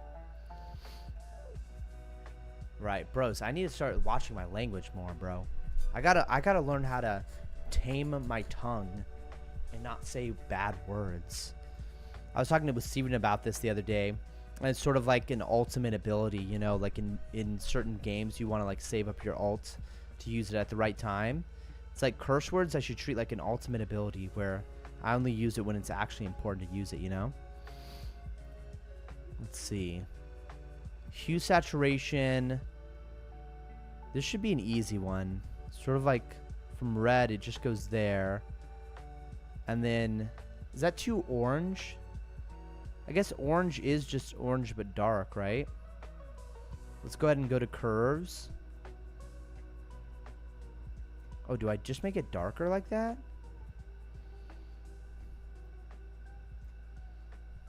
Is that just making the whole thing darker, though? I don't want to make the whole thing darker. Let's see if we can get a brown color from the hue and saturation. Wow, I did not realize how hot it is. I'm literally, my forehead is covered in sweat. That's crazy. Okay.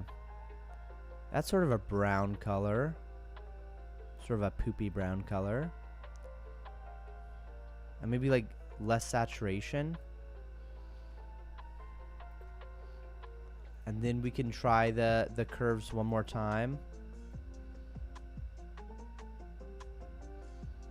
I don't know. Let's just see how this looks. So Control S. Let's go ahead and open up Earth Guardian. We can find this. Alt R. Okay. How do we get those darker colors? And should we make the entire thing darker? I feel like it's a mistake to make the entire thing darker. But let's try it. Adjustments, curves.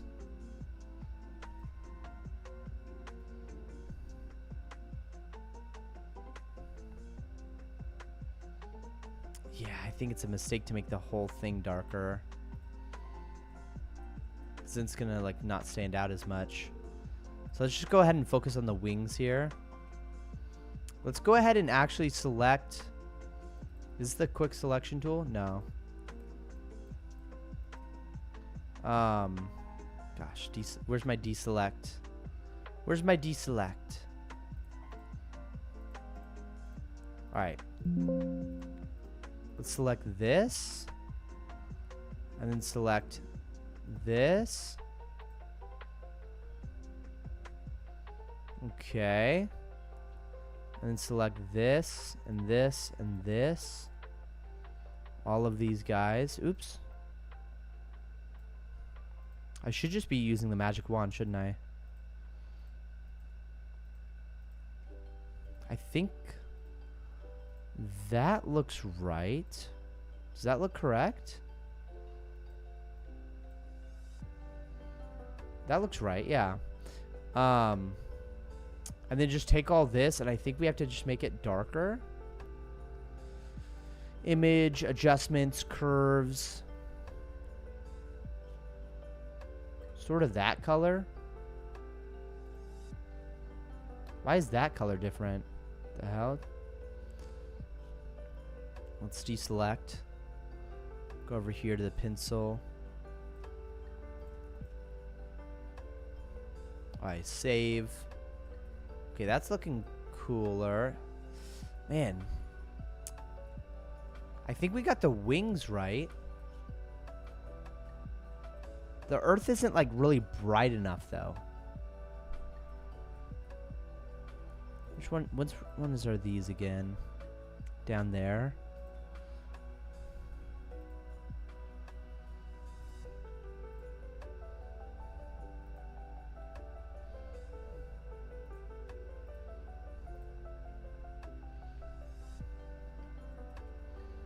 I mean, that looks pretty good.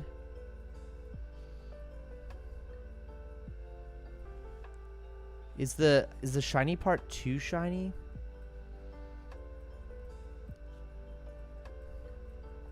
Wait, what is this supposed to be? Oh, is this supposed to be the steel? Okay, so I have to do the mountain and the steel. Okay. I mean, that's a good starting place for the mountain. Why do I feel like the steel just needs like a little bit of a, or the mountain just needs a little bit of a darker, like, maybe I just need to move this over to the brown, which would be like over here.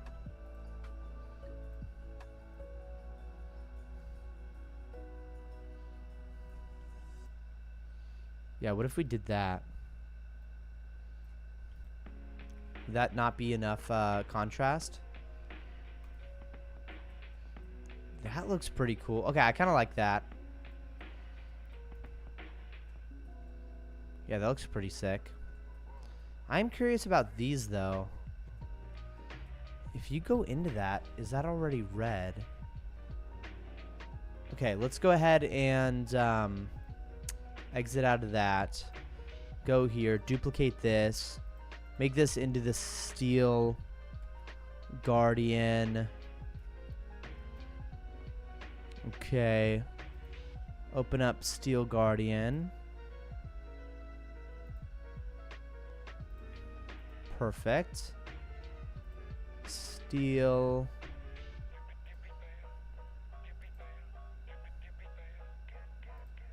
We just need to drag that into there. Like that is red. Okay, these are blue originally. This is red originally. Okay. Yeah, I don't think those get affected when I do the hue saturation. But maybe they do. Maybe they do. But okay, so for steel, I'm gonna do hue saturation to sort of like a blue, and then go really light on the saturation.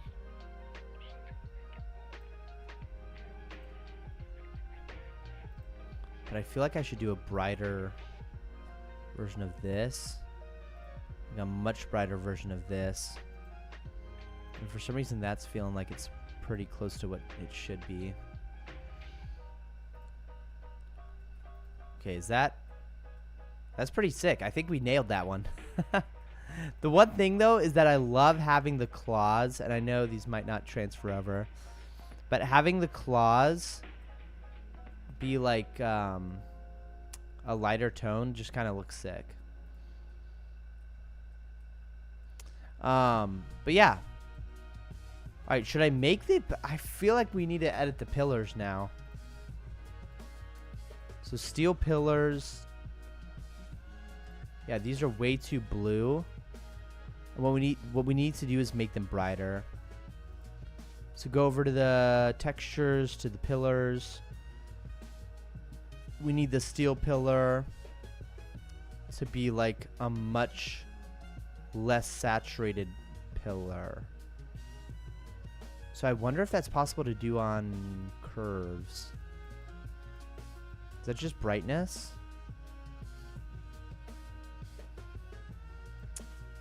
Cancel that.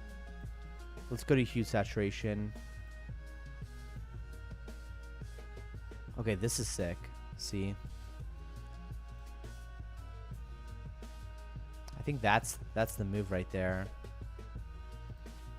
I feel like we want even a brighter sort of bluish color to them. Yeah, like that.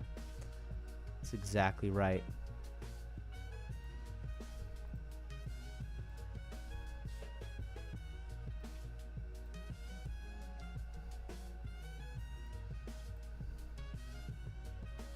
Oh, is that supposed to be a darker?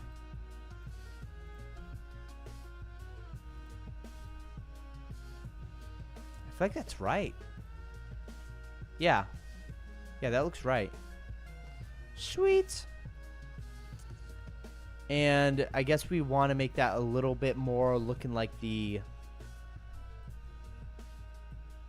electric area, but let's go ahead and start with... Or no, that's the steel. Okay, so this would be where it was.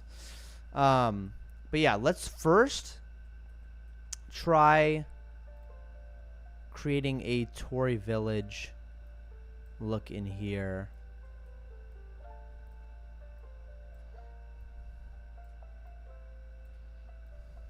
There's actually an easier way to do this, I believe. Oops.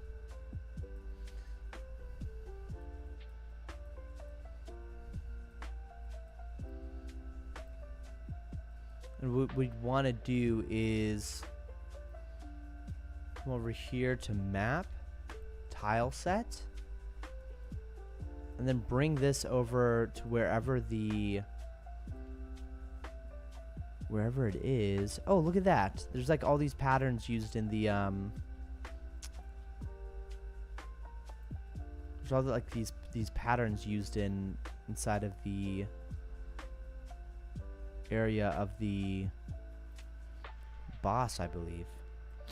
Yeah, that looks so much better. Bro, we should definitely be just straight up copying whatever this is.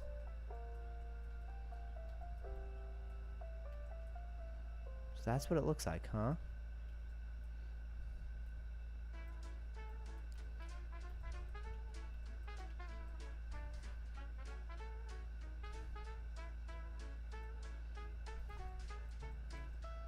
Okay.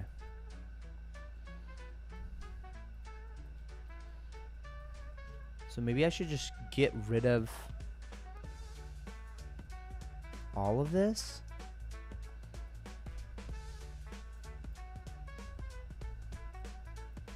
Dude, it's actually insane how hot it is here.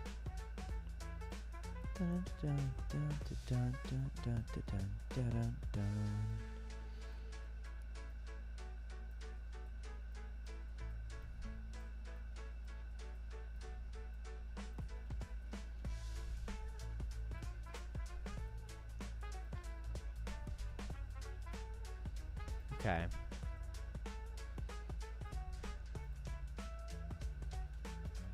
Trying to think of where I want the end of the wall to be, and I'm thinking like right over here.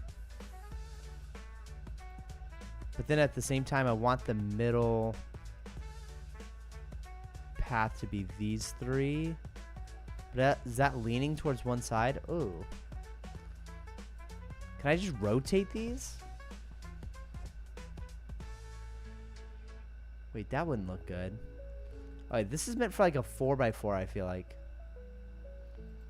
Oh, there's okay, so there's lots to work with this. Okay. I guess it'd be like this. Yeah.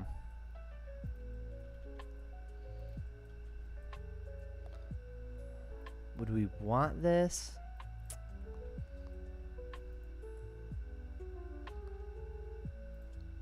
And then we do, okay, how about this?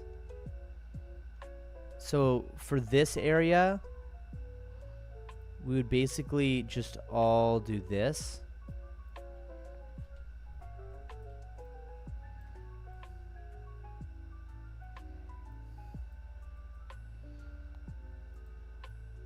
I wonder if there's some sort of hotkey for me to use that does this for me. But yeah, I'm thinking we bring all that there, and I might not have gotten all those, but okay, I did.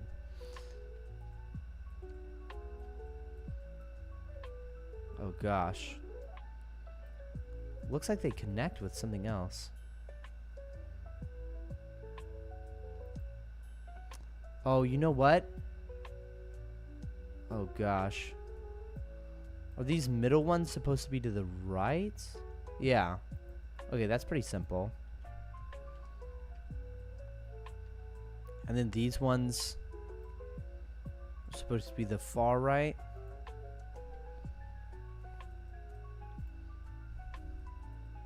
Sort of like this. What's up, Annie? How you doing, bro?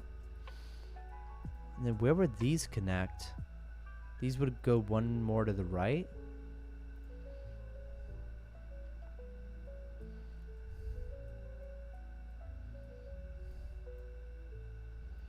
I guess.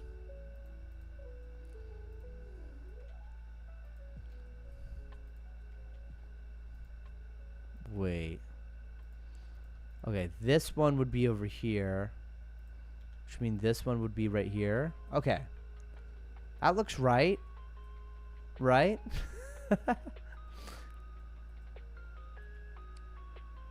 And then this one would be right here.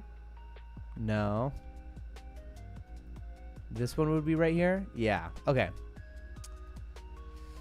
I mean, should we just make the whole ground...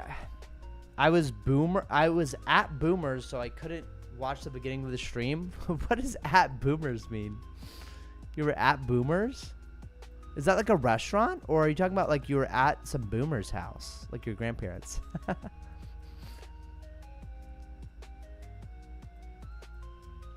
Dude, I wish I had better AC, dude. The AC in this house is not strong enough for the San Diego heat.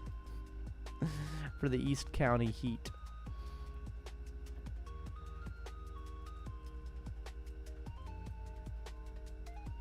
What is this right here?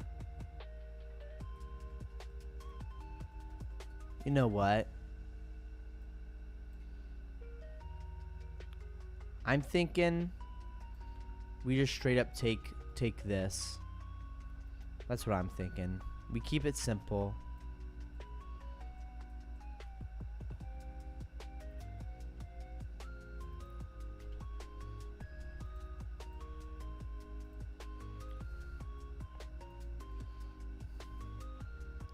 Just like that.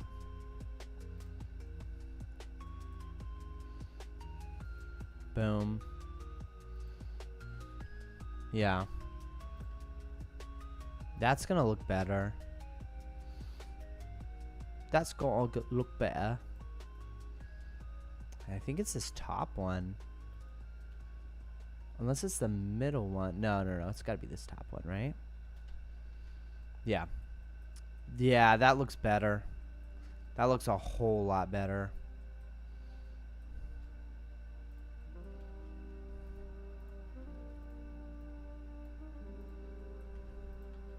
Go like that. And he says, who is basically... Oh, it's the same as like Chuck E. Cheese. I don't know if you've been to Chuck E. Cheese. I've been to a Chuck E. Cheese, but like Boomers is like a sort of Chuck E. Cheese. Dude, that's awesome, bro. That sounds fun.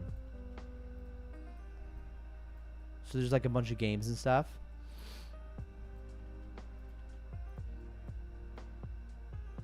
Okay, I think I'm gonna... Ooh.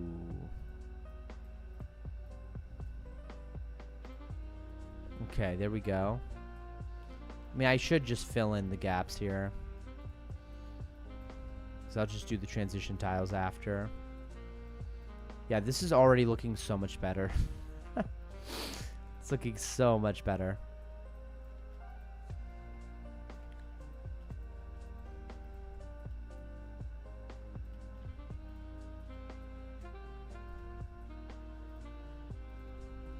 Okay, there we go.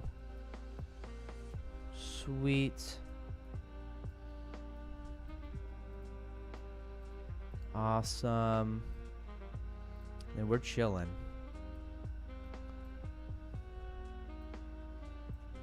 We can make these three. That one. And then we can make all of these a darker shade of that. Wait, where is it? Wait, oh, I need a ton of darker shades? What the hell? Bruh. Is there any other way for me to do this? Why do I feel like we can just do that? Is that not doable? Are those the same exact... Okay, what if we did... These ones are this shade. And then these ones are this shade. I feel like that's good enough. I feel like that works. Or should it be the other side? Should it be inverse? I don't know. No, I feel like this is okay. I feel like that gets the job done. And then what would these corner tiles be?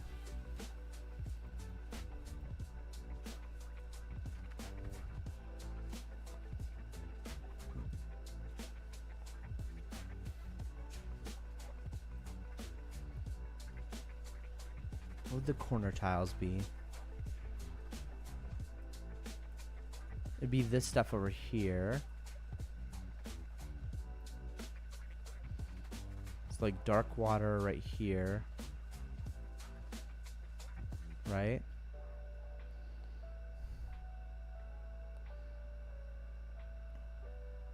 Water on the bottom. Dark grass on the top.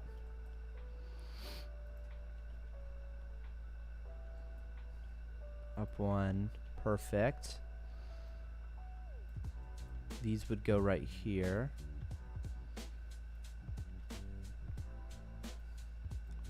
These would go...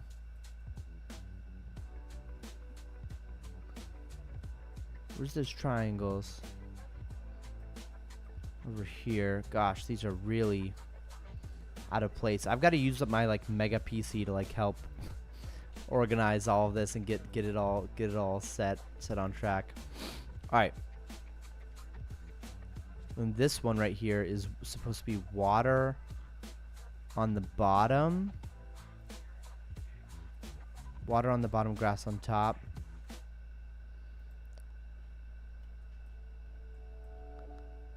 Wow. Yeah, okay, there are a lot of inefficiencies in this that we have to fix moving forward. Does that look right? Is that how the darker water is supposed to look? The darker mountains? Yeah.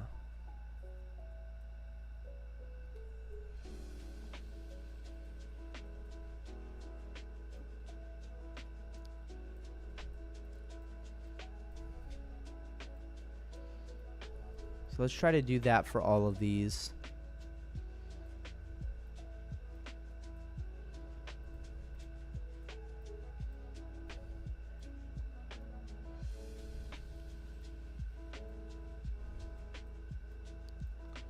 Okay. I think I'm going to highlight some of these just so I remember where they are. All right. So this is going to be water on bottom and nothing else, which is right here.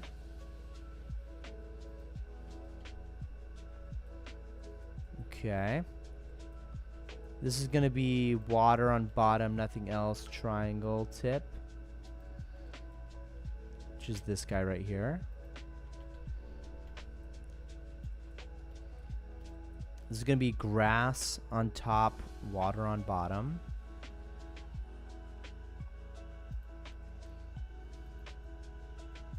Grass on top, water on bottom.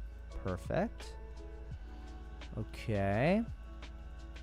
This is going to be grass on top, mountain on bottom.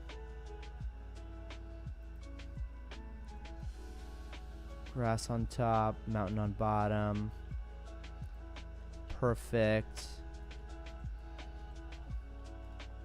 This is going to be grass on top, grass on bottom, which is the first one over there. Oops.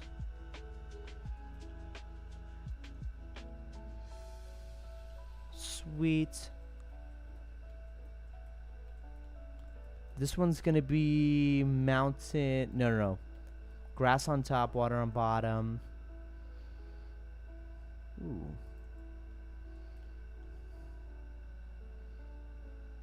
Water on bottom. Okay.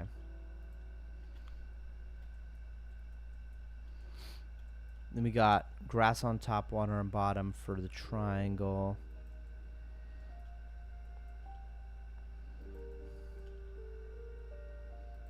Okay. It's all coming together here. We got grass on top, mountain on bottom. Okay. Grass on top. I think it's this one. Sweet. Then grass and grass, skinny triangle.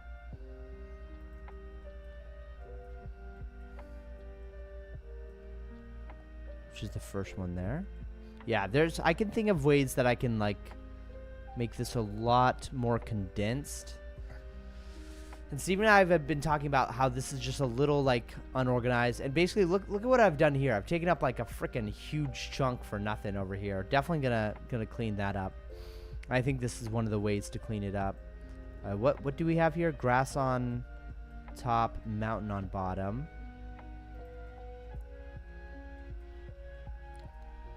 Grass on top, mountain on bottom. Boom.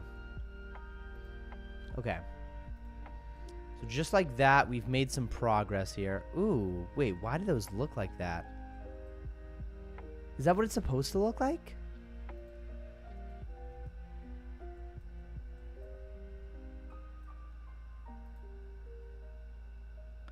Is that what it's supposed to look like? Why does that look so bad?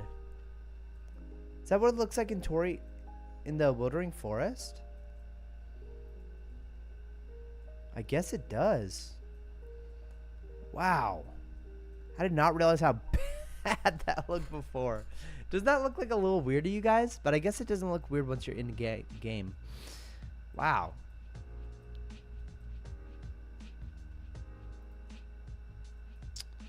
Well, should we go ahead and convert all of these things right here? Basically what we're looking for is every single one of... Oh gosh, wait, we have the soul sand, right? So we'll have to create new, like, different things. But basically what we want is, the main thing is that these three... Oh gosh. My computer's gonna cook in this heat. My computer's gonna cook in this heat. Okay, you know what I gotta do? is I got to turn on this, and then I just got to grab these 3. That's a lot faster, less resource intensive. And what I've got to do is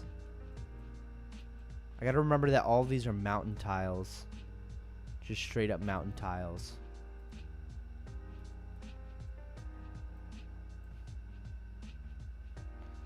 Oh gosh.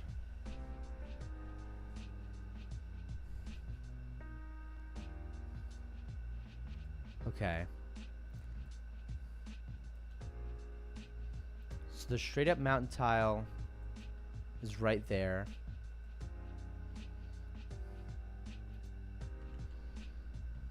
And then we gotta grab this one and put it on the mountain, which is right above it right here. Perfect. And then we gotta grab this triangle right here and put it on the mountains over here. Okay, perfect. And just like that, we have one more thing to do, which is these guys right here. There's these water tiles we have to take care of, which are mountain on top, water on the bottom. Mountain on top, water on the bottom. So we got this one here.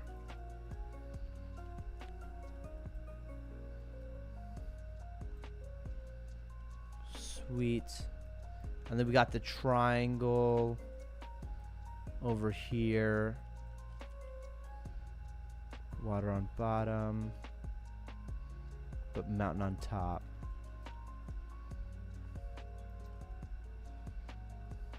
Sweet. Water on bottom, mountain on top. Okay. Perfect. All right. Ooh, that does not look as cool, does it? Okay.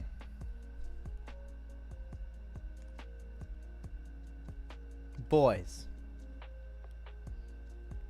I think we know what we need to do. We know what we need to do. We basically need to have these dark ruin stuff. We have to have these black like mountains, but then still use this stuff. And we have to create new tiles where the surface of it is basically the grass, but the base layer is still that darkness. Because now the whole lighting and atmosphere has been destroyed by using these mountains. Definitely. These tiles right here do a lot to give to the atmosphere. I mean, look at this blue one, bro. It looks so sick. So, yeah, I think that's the answer, is we need these black tiles here. But then we need the grass, and the platform is perfect. Yeah. So I think I should just Control Z that. How much can we Control Z without breaking our computer?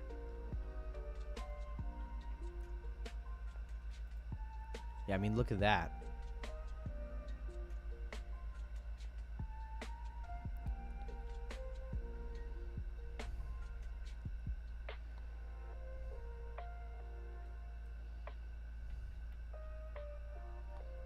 Okay, I think we've gone to the end of the Control Z chain. Where are we?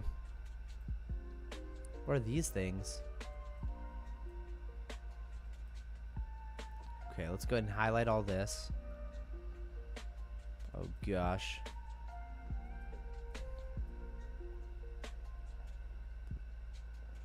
Which ones do I need to fix? I think I basically, you know, what I should do is just replace it with another one and then start from there. But I think I know what my task list is now, my task list, and I can go ahead and finish this off stream. what I'm going to do is I'm just going to edit the tile map over here, especially to where instead of having like repeats of certain tiles, I'm going to like condense it. And I'm not going to do this because I really do think we can get away with having something like this where there's just two different shades that are just opposite each other. And then that'll condense it a ton. And then I'm just going to use the mountain in the back, but with that new like grass and like cement stuff. So that's going to be the plan. For now, peace out. Next time you'll be seeing me, we'll be on the road because I'm going on a road trip with my beautiful wife and son. So it will be a while. Or maybe it won't. Maybe we'll be live streaming during the entire road trip. Who knows? Lots of fun stuff planned for the future. Don't forget to join the Discord link at the top of the description.